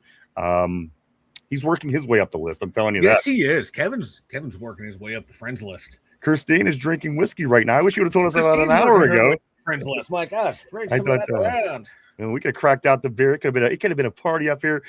Christine, that's always great to hear. Mike, your thoughts on today's show? Great show. The schedule's going to be kind of rough, but I think the Steelers have the team to pull it out, to finish 11-6, 12-5, maybe. So, I think we have a pretty good. Oh my God, I'm trying not to sneeze. So yeah, I think the schedule. No sneeze. I would like that. Maybe it might be snot. Blow snot across the screen. That would be good for the show. Go ahead. You gonna sneeze? Don't turn your volume down. Leave it up. No, I'm good. Okay. Yeah, I'm done. Yeah, so there you go. We'll be back tomorrow to get into it all over again. As tomorrow's Friday, Mike, we'll touch base on all the stuff going on from our low pro teams to our pro teams here in Pittsburgh heading into the weekend. But this is the last waiting period, guys, because as June does wrap up in 12 days, we will then be in the same month as training camp right here in Western Pennsylvania. It's so Mike, we're getting there so fast. I can't believe it. So much stuff coming up tomorrow. We got Juneteenth. On Sunday, we got Father's Day. We got the first day of summer. We got the 4th of July coming up here in a few weeks. A lot of things. The summer's coming fast, which to me tells me that we're going to be in football season before you know it, because when you got a lot going on, it goes fast, guys. So that's the angle I'm going to take anyway. Let's grab a couple more messages here, Mike, before we do wrap things up for the day. I hope that's not the wind, but I'm certainly seeing flashing going on, so maybe we should do this a little quicker than I was even intending on doing. Let me go to Tater. He said, this is a good podcast, and we appreciate you, Tater. And you know that, man. We wouldn't come on. The writing's on the wall. We love you too. As much as we don't like to admit it. Let's go to Kevin. Kevin says you guys take super chats, wanted to donate. Anything that you would like to do. I think there is something just below our picture. I'm not sure how, but every once in a while people do get some super chats on. We do appreciate it all, man. I think there's something. Yeah, it's set up for super chats. I can't remember where it is on your screen, but it's on there for donations. And for some reason, I don't see it, and I apologize. But keep coming back. We'll certainly get it figured out. If we don't, Tortilla, he says you're a good Browns fan. Saying the Tater lotion on the balls. Kevin says Christine, I think 11-6 is our floor, 13-4 is the ceiling. I love hearing that. And then also what y'all's Cash App. I do have something separate, but again, I think there's something that you could do right through the YouTube channel. And for whatever reason, I don't see it there now. However, it usually is there. I apologize. I do want to say this. I do want to say thank you, everybody, for coming and hanging out and checking us out today. We appreciate each and every one of you. We truly, honestly do. We wouldn't do without you. Thank you so much. I want to say to everybody on the board, thank you. You guys make the world spin. You guys are the lifeblood of the show. We thank you. You guys are everything. Such a big part of this show. Again, we couldn't do it without you. The board, thank you so much. And again, thank you to everybody that's at home watching. Maybe you're in the gym, maybe you're in the car. Hopefully just listening if you're in the car, but maybe you're at the workplace, even taking a shit in the dump in the stall with your phone watching us. Anyway, we'll take it however it comes, guys. But thank you too. Tortilla says the little dollar next to the happy face on your keyboard. There you go, Kevin. Follows it up by saying, or it's the spinning birthday present. We appreciate you, and you, Kevin. Thank you so much, Mike. We will be back tomorrow to get back into it and head into the weekend again. Creeping up on July. We are creeping up on July. It's creeping. It's getting there. I got something funny real quick. I did too. Let me say mine real quick, and then you can say yours. I was hoping at some point you was going to take that Bubby Brister and like start chewing on the head of it or something as the show was going on, and then I could have revealed that that would. Okay, go ahead. What's your funny? You're wrong. But anyway, I just found this. All right, what are we looking at? Derpy. I'm not even sure what we're looking at. What do you look at the thumbnail of like the 6 people, 7 people? Look at Derpy. Okay.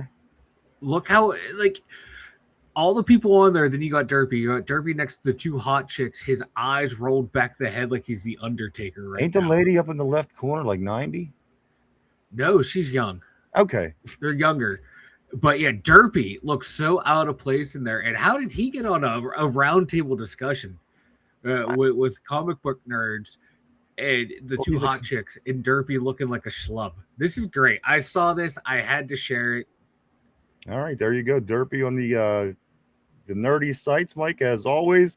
I'm not real sure what the hell's going on. I was going to check something for our show real quick, and then I saw that pop up. I'm like, I got to share it. There you go. There's Derpy, Mike. I think that you were the one because he is a competition for you right now. For whatever reason, you're really hypersensitive to what Derpy has going on, but I think you're going to pull it off. I truly do.